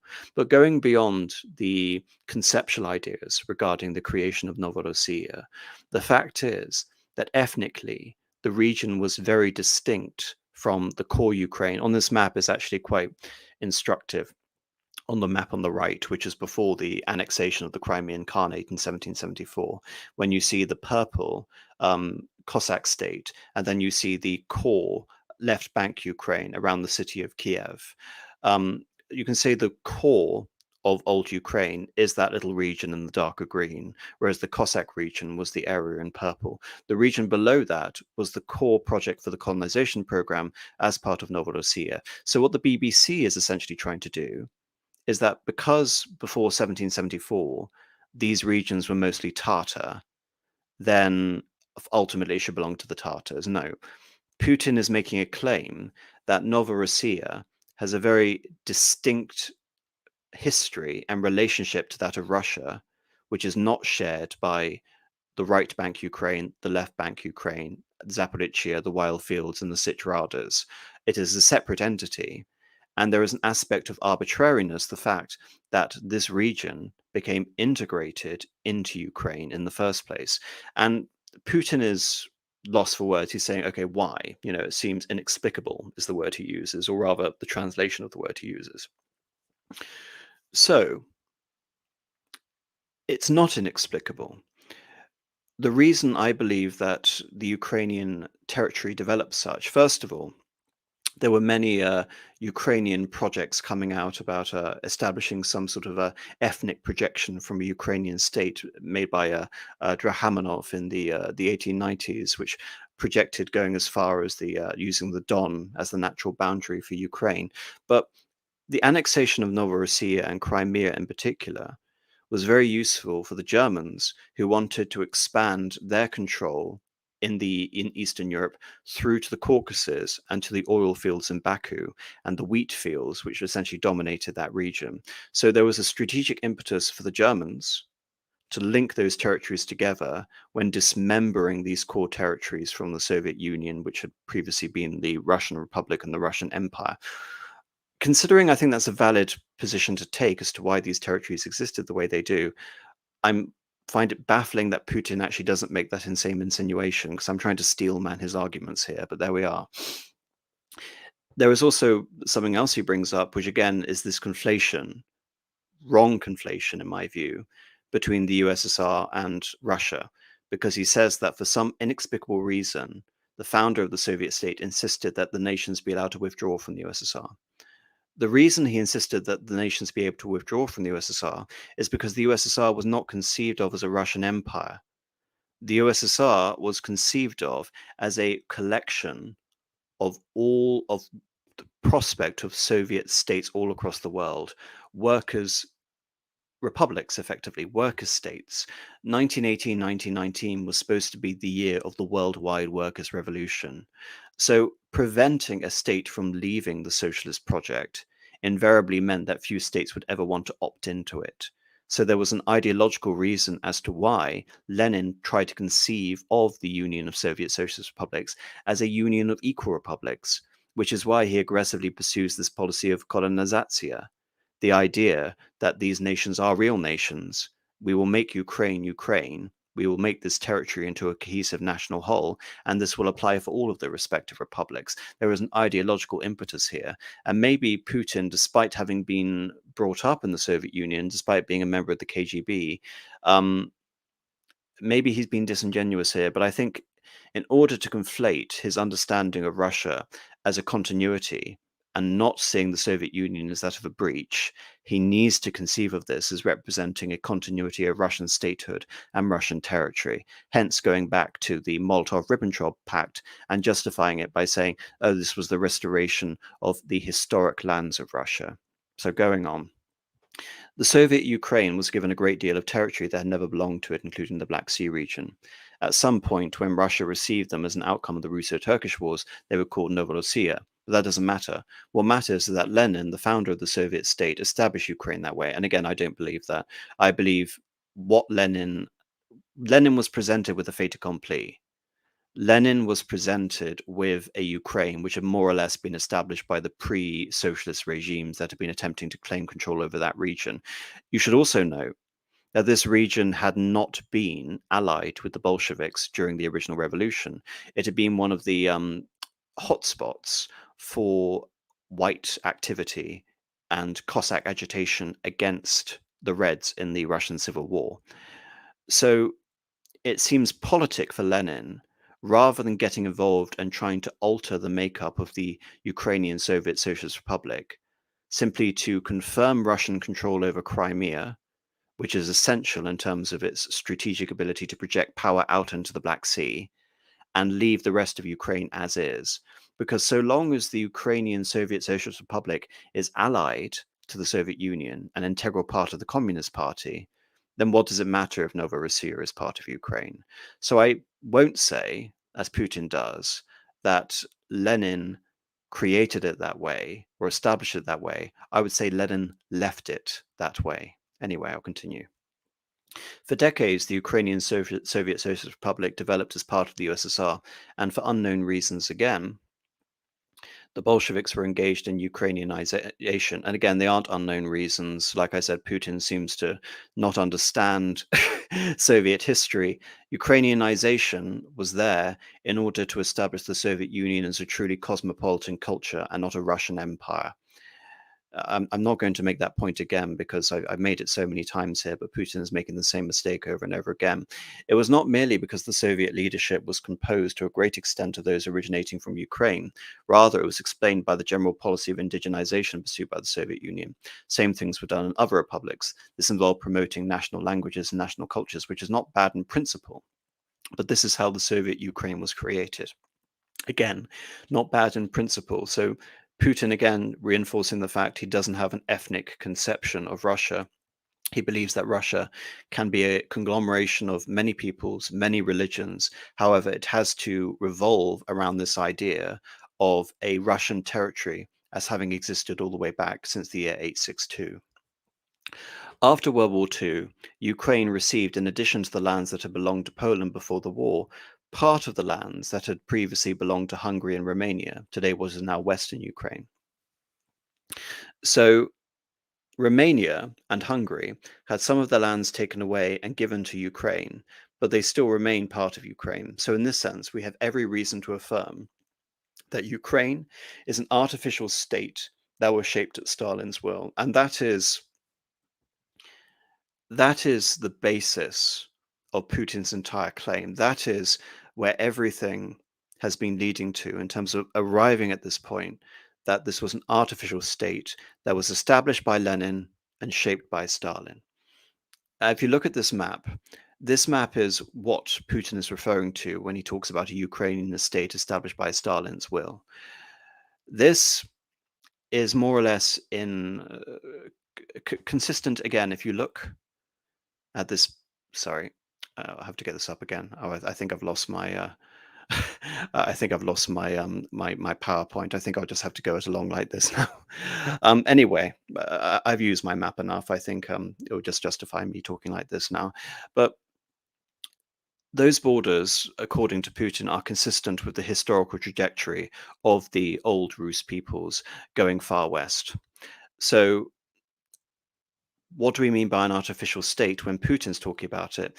He refers to it as an artificial state because these are historically Russian territories as existing as one unified centralized state for millennia, and yet it is now being appropriated to this new Ukraine. And what is Ukraine?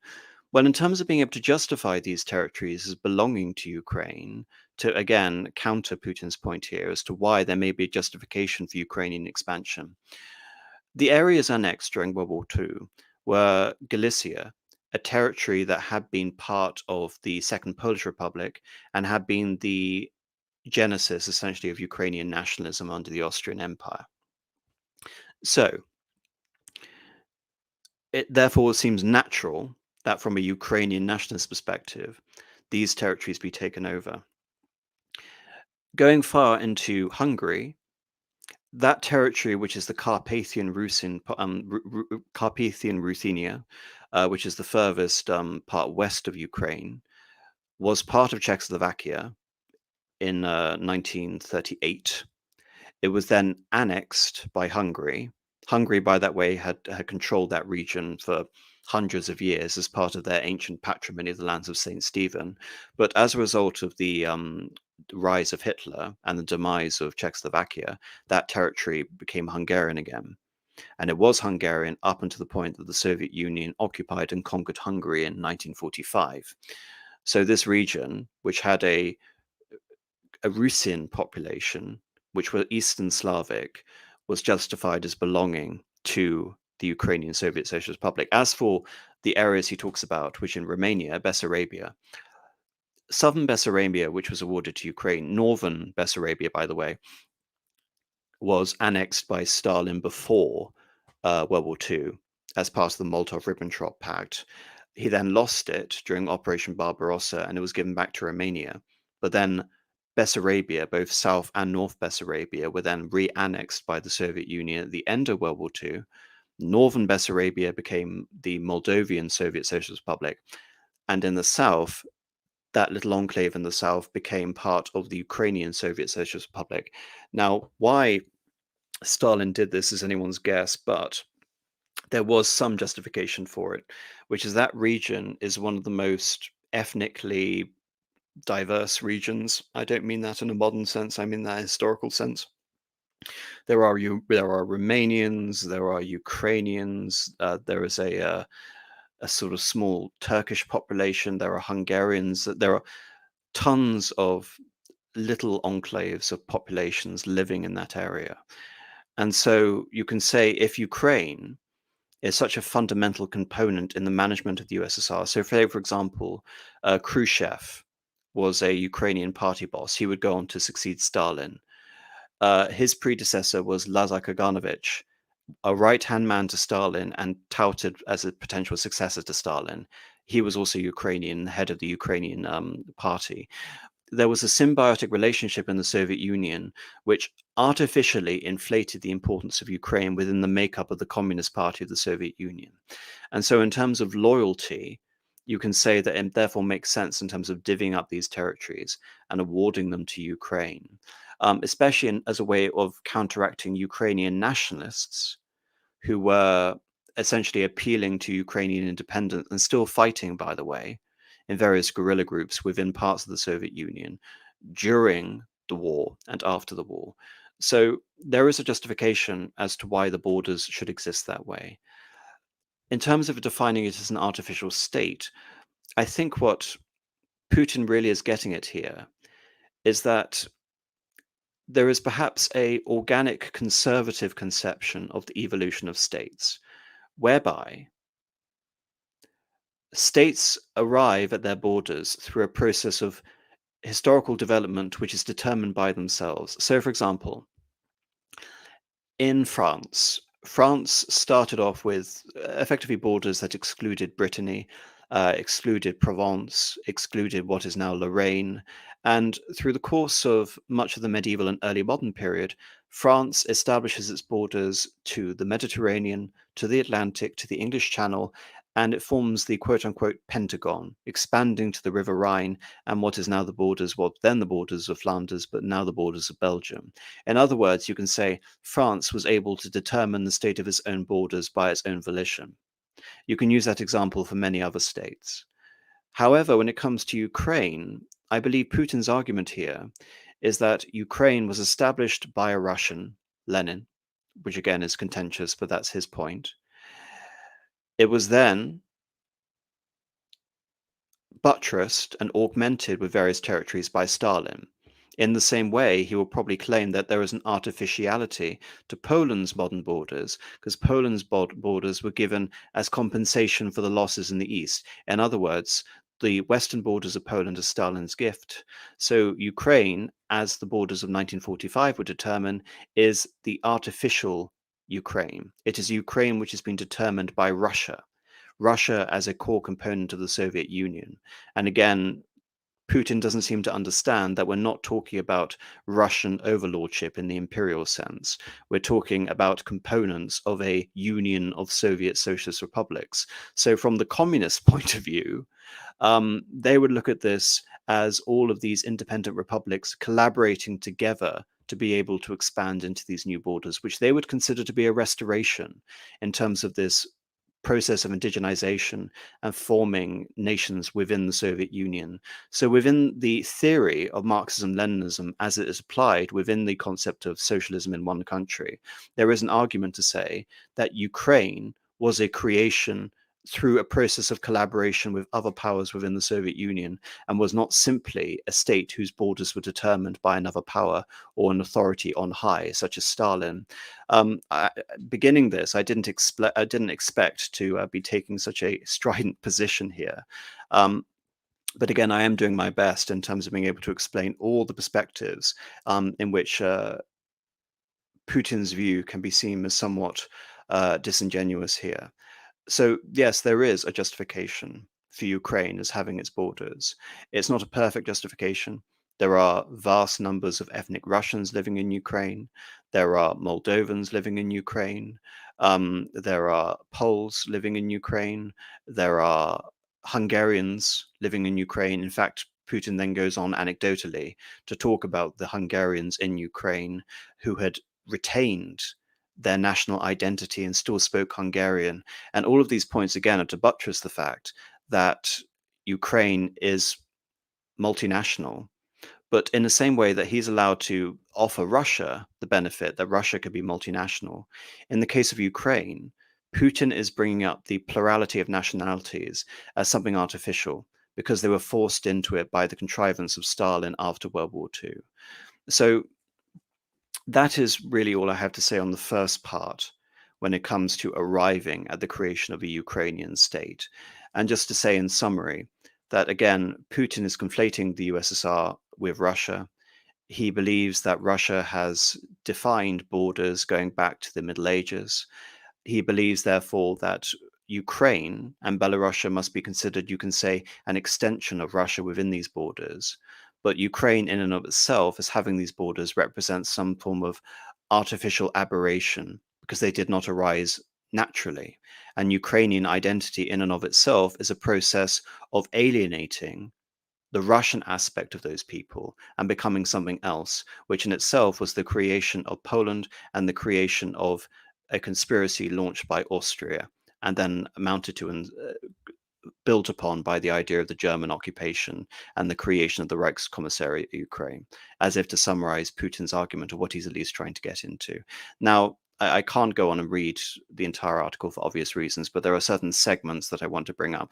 On Twitter, a lot of people were discussing. Academic Agent has this wonderful phrase, which I think is very apt here, talking about boomer truth.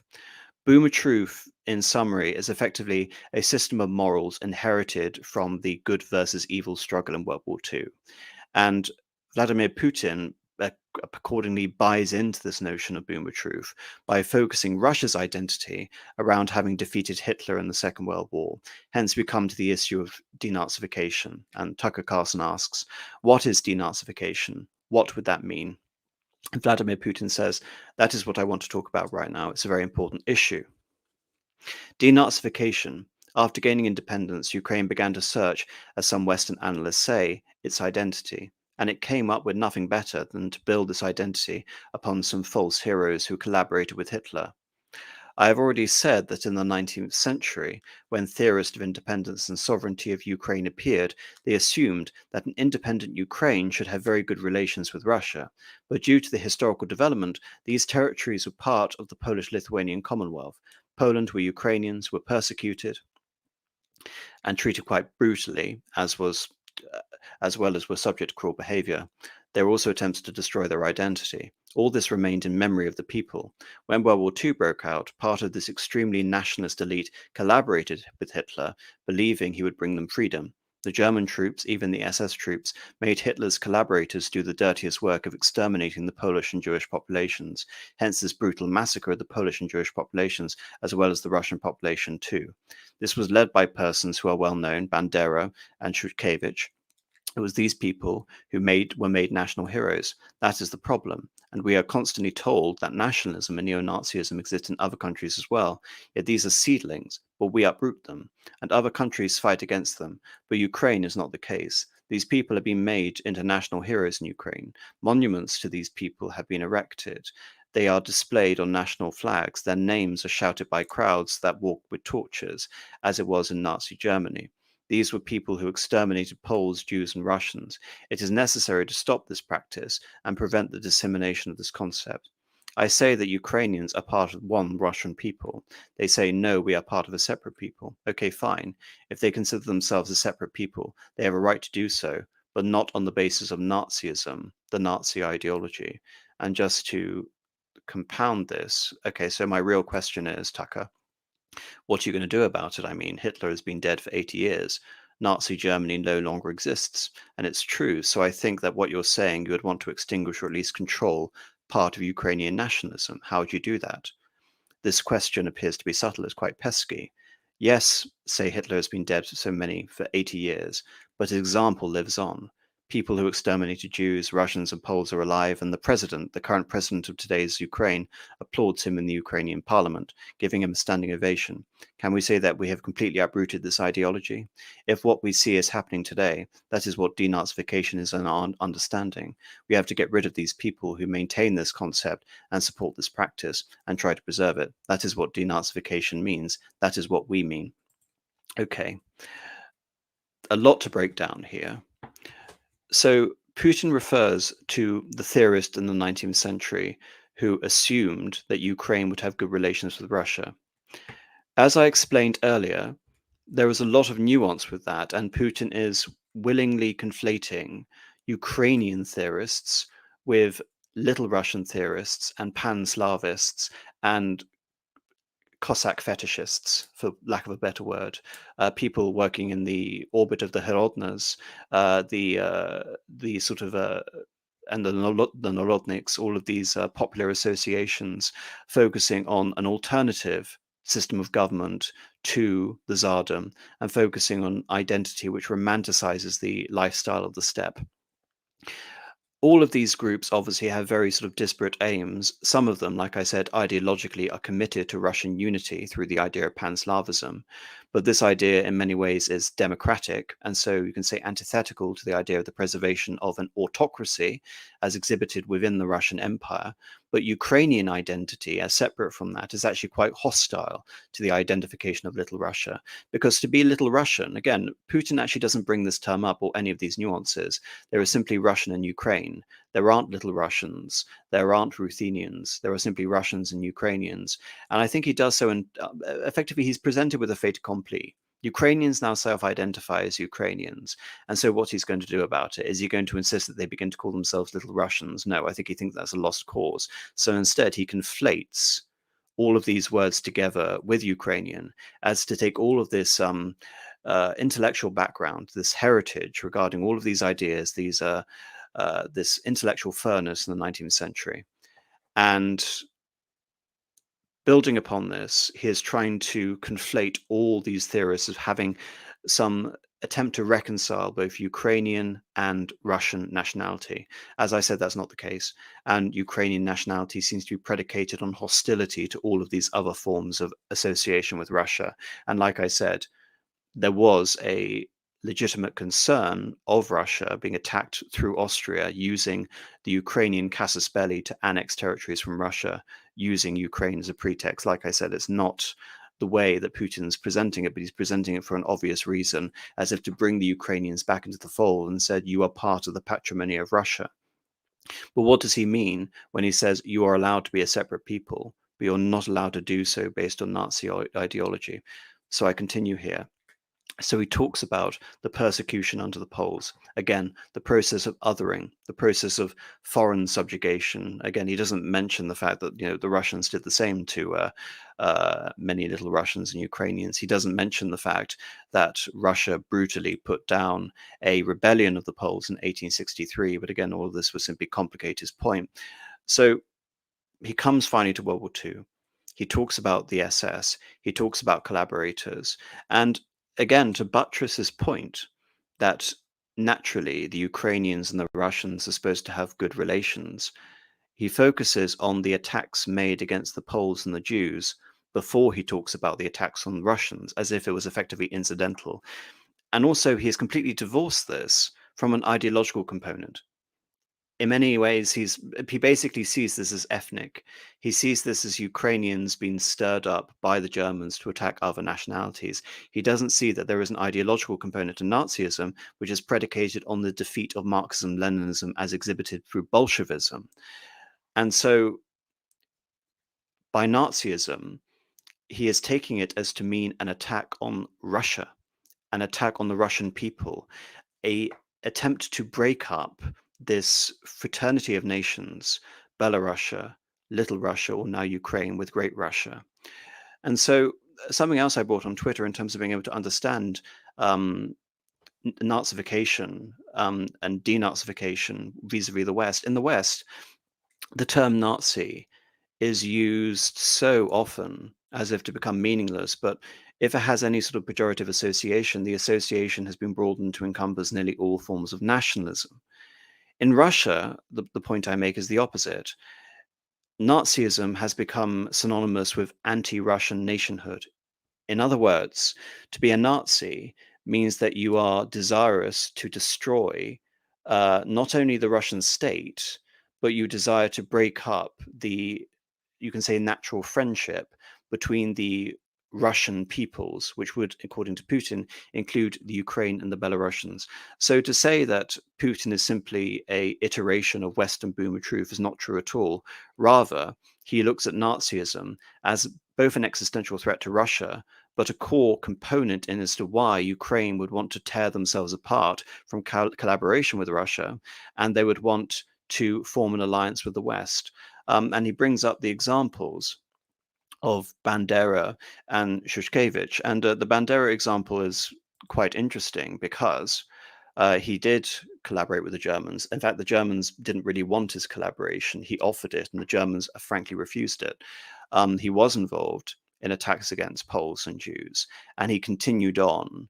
Attempting to incite a guerrilla campaign. He himself went into exile and he was assassinated by a KGB agent in 1959. But when Putin says that these people are venerated as heroes, he is correct. In 2010, the then president of Ukraine awarded him the posthumous title of the Hero of Ukraine. So what Putin is saying is effectively correct. He's looking at, say, for example, the example of Stepan Bandera and the Banderites, the organization of the Ukrainian nationalists, which had wanted to form a common front with the Germans, who are more focused on forming a German-led Reichskommissariat of Ukraine. And they are taking that as their cue to form an anti-Russian nationalism. However, again, all of this is predicated upon Putin's understanding that the Soviet Union and Russia are part of the same continuity. So he looks at the ethnic composition of the Soviet Union as Germany acting as the icebreaker, coming in and breaking up the inherent unity between all of these peoples. But he won't consider that many of the Banderites were ideologically opposed, and many of the people who collaborated with Germany were ideologically opposed to the Marxist-Leninist project. But in terms of a strictly nationalist conception, which removes those sort of ideological intricacies, Putin has boiling this down to its fundamental element, which is Nazi effectively means antithetical to the unity of the Russian peoples and desirous of the creation of Lebensraum, European expansion and subjugation of the Russian peoples. So there's a very specific connotation for neo-Nazi here. And it extends also to his use of Shushkevich here. Again, a man who was implicated in the Galicia-Volhynia massacres. So Putin is using his examples very effectively in terms of being able to associate Ukrainian nationalism with the cause of neo-Nazism. And by extension, he's extrapolating that to mean if I'm going to try and understand why he's so serious and determined to neo-Nazify Ukraine, yes, there are the extreme examples he's talking about, but the logical consequence of what it really means for him to denazify Ukraine would be to remove a anti-Russian component to Ukrainian politics. In other words, you're allowed a separate identity, but it must be a separate identity running in parallel with Russia, not in opposition to it. Because the moment you enter into opposition with it, and moreover, the more you form collaborations with Western powers, in particular Germany, then you are now become associated in Putin's mind with Nazism. So it's a very broad umbrella grouping of all of these people, which, say, for example, we take the Azov Battalion, who are real neo-Nazis, then you project this to include virtually all of the most vehement groups fighting against Putin. And despite the fact that Putin recognizes that the president of Ukraine is himself a Jew, so there are many contradictions within this theory. But I think if you're trying to understand the essence of what Putin means by denazification, this is what he means. He has an indelible understanding of Russian statehood with a prescribed territory, a territory which he sees as indissoluble. You're allowed a conception of an identity which isn't based on ethnicity, but it must be in accordance in terms of loyalty to the motherland. And I think that, by way of a summary, we finally come to the final thing I want to talk about, which is Putin and his view of Russian orthodoxy, moving beyond the point of denazification. Tucker Carlson, you have described the connection between Russia and Ukraine. You have described Russia itself a couple of times as orthodox. This is central to your understanding of Russia. What does that mean for you? You are a Christian leader by your own description, so what effect does that have on you? You know, as I already mentioned in 988, Prince Vladimir himself was baptized following the example of his grandmother, Princess Olga. And then he baptized his squad, and then gradually, over the course of several years, he baptized all the Rus. It was a lengthy process. From pagans to Christians, it took many years. But in the end, this orthodoxy, Eastern Christianity, deeply rooted itself in the consciousness of the Russian people. When Russia expanded and absorbed other nations who professed Islam, Buddhism, and Judaism, Russia has always been very loyal to these people who profess other religions. This is her strength. This is absolutely clear. And the fact is that the main values are very similar, not to say the same, in all world religions I just mentioned, and which are the traditional religions of the Russian Federation, Russia. By the way, Russian authorities were always very careful about the culture and religions of the people who came into the Russian Empire. This, in my opinion, forms the basis of both the security and stability of the Russian statehood. All the peoples inhabiting Russia basically consider it their motherland. If, say, people move over to you or to Europe from Latin America, an even clearer and more understandable example, people come, but yet have come to you or European countries from the historical homeland, and people who profess different religions in Russia consider Russia their motherland. They have no other motherland. We are together. This is one big family, and our traditional values are very similar. I've just mentioned one big family, but everyone has his or her family, and this is the basis of our society. And if we say that motherland and the family are specifically connected with each other, it is indeed the case, since it is impossible to ensure a normal future for our children and our families unless we ensure a normal, sustainable future for the entire country, for the motherland. That is why patriotic sentiment is so strong in Russia. So, yes, you can look at this superficially and say diversity is our strength. But what distinguishes this conception of diversity as our strength from importing infinity immigrants in the West is that these people have belonged to a Russian empire or a Russian state for hundreds of years. You can say they have been culturally assimilated into a project of Russian civilization. and that is where their national loyalties lie. Yes, the Russian Federation is a mess of dozens of local sort of communities and groups, ranging from um, Mongols to Ugric peoples to Karelians, etc. I don't need to list all of them to get my point. But Russia, as it exists, is incredibly linguistically, ethnically, and religiously diverse. And so, by necessity, Putin cannot rely on a nationality which is built around ethnicity. Not only because it would cause issues within Russia, because it would complicate also his attempt to woo over the Ukrainians by appealing to a historic link, historic loyalty. This is why history is so important in terms of understanding this interview, because this is the crux of Putin's point. His appeal to loyalty is through history.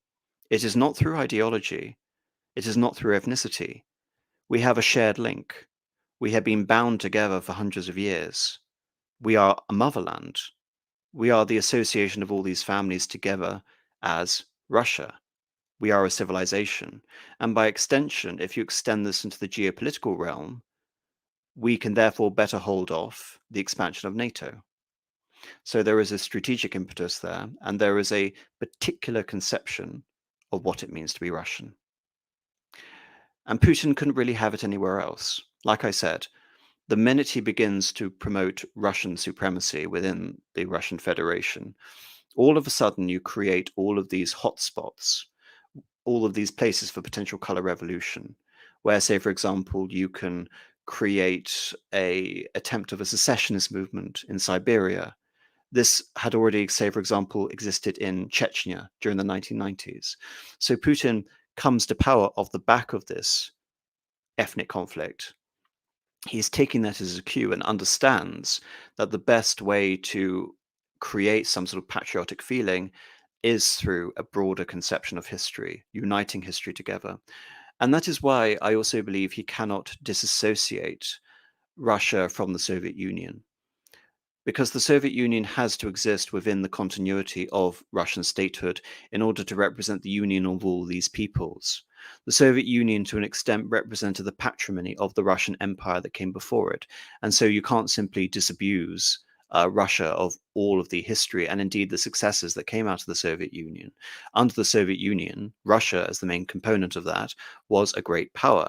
Russia also defeated the quote unquote Nazis. And if you're divorcing denazification from any ideological commitment to upset Marxism Leninism, then denazification takes on a route of destroying the unity of peoples established by Russian history, founded on a historical fraternity, essentially. So, understanding all this, it's very clear as to what Putin, as to what Putin was trying to do here. History is the essence of his argument. It is the bedrock of his understanding of a Western betrayal, why he's so focused on vilifying the historical legacy of, say, for example, Polonization and Nazism, because he looks at things historically and he wants to return these nations to a state of friendly relations, ostensibly. Of course, you can say that this is entirely cynical, but I don't necessarily believe that. I don't think a person invests themselves so much in their history in terms of creating some sort of civilizational understanding of the nation upon which you rule purely through cynicism. There has to be some sort of greater ideological venerational commitment that runs throughout all of this. And the last thing I can say really to say is that obviously Putin, by design, when reading the segment out in terms of the careful and reciprocal relations and the loyalties owed, if you take this and put this in the example of the Soviet Union, this is just horrible. This is it's a humiliation to people, say, for example, like the Tatars or the Volga Germans or any of the other ethnic groups that were forcefully relocated under Stalin. And so the only way that Putin can get around this great sort of ethnic upheaval and how appallingly some of the minorities were treated during the time of the Soviet Union, particularly the time of Stalin, is by simply saying, essentially putting your head in the sand and saying, oh, Stalin was just another czar. And we have to ignore these policies as an aberration.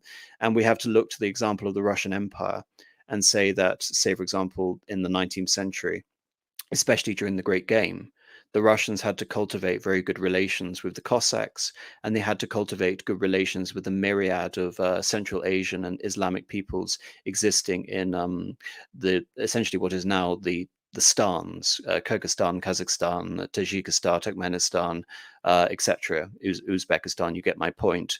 Russia was able to win over a lot of those people as well as conquer them. The same exists in the Caucasus, but that's one side of the story. The other side, and the Circassians obviously were horrifically treated by the Russians in the 1860s. All of these things would complicate the view of how the Russians treated their minorities. But of course, Putin has to understand this view within a conception of a civilization historical fraternity. And that's where I'm going to end this conversation. Right, going on to the super chats. Jose Fernando Barral Dominguez. I'm sorry, I'm Spanish is just sort of beyond my ability to pronounce. I'm afraid. Sorry for €5. I'll watch the rest of the stream tomorrow. Recently finished the AON series. Thank you for endless hours of content as I continue my history degree. The AON series. Chat. Am I missing something? Am I completely am I completely sort of missing something? Have I done an AON series? Does he mean autocracy, orthodoxy, and nationality, but it's just done around the wrong way? Okay, I'll assume that's what it is. Machiavelli sucks to go for $5. Thank you very much. AM, I was bragging about you to a woman who writes books today. Well, thank you very much. Machiavelli sucks to go. All right. I will have to thank all the people who are here.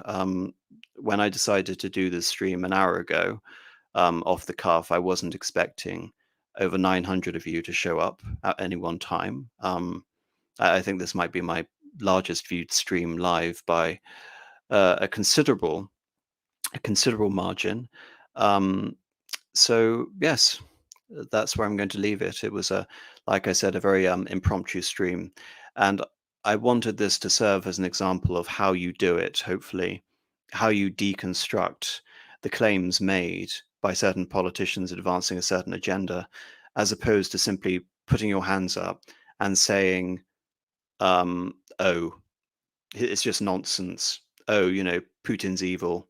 Putin's just trying to invade, justify wars of conquest." It's far more subtle and interesting than that. And obviously, because the structure of this has been about going through and dissecting his points point by point, it's going to look as if it is rather hostile. Well, that's the nature of a critique. But I will point out what I find very depressing going through all this and going through this interview. I'm not going through a book, I'm going through an interview. Is that Putin displays an understanding and veneration of his own nation's history, which is, I would say, completely absent anywhere in the West. I mean, if you ask Rishi Sunak, for example, to do this, probably instinctively, he wouldn't even start with England. He'd probably start his national history with Chandragupta. In the same way that, perhaps the French could do it out of all of them, but, ask Olaf Scholz. The Germans seem apologetic of everything that came before 1945. So it is remarkable, and I would say somewhat encouraging, that anyone in power can actually have such a considerable grasp of the context in which they are operating, even if it has led, in the case of Putin. Again, I do believe this is Putin not being stupid. I do believe this is Putin being disingenuous, because he has to advance a particular agenda. And this is all part of a philosophical and historic understanding of what the relations between Ukraine and Russia need to be. And this is what he clearly established here. But obviously, when it comes down to it, this has a strategic design to it. It is not history in the sense that it is the pure pursuit of truth without agenda or adulteration in any way. Anyway, just one last super chat that came through. Sam153 for $5 Canadian. He just says, "Greatly enjoyed the stream." Well, thank you very much. All right. Good night, everyone.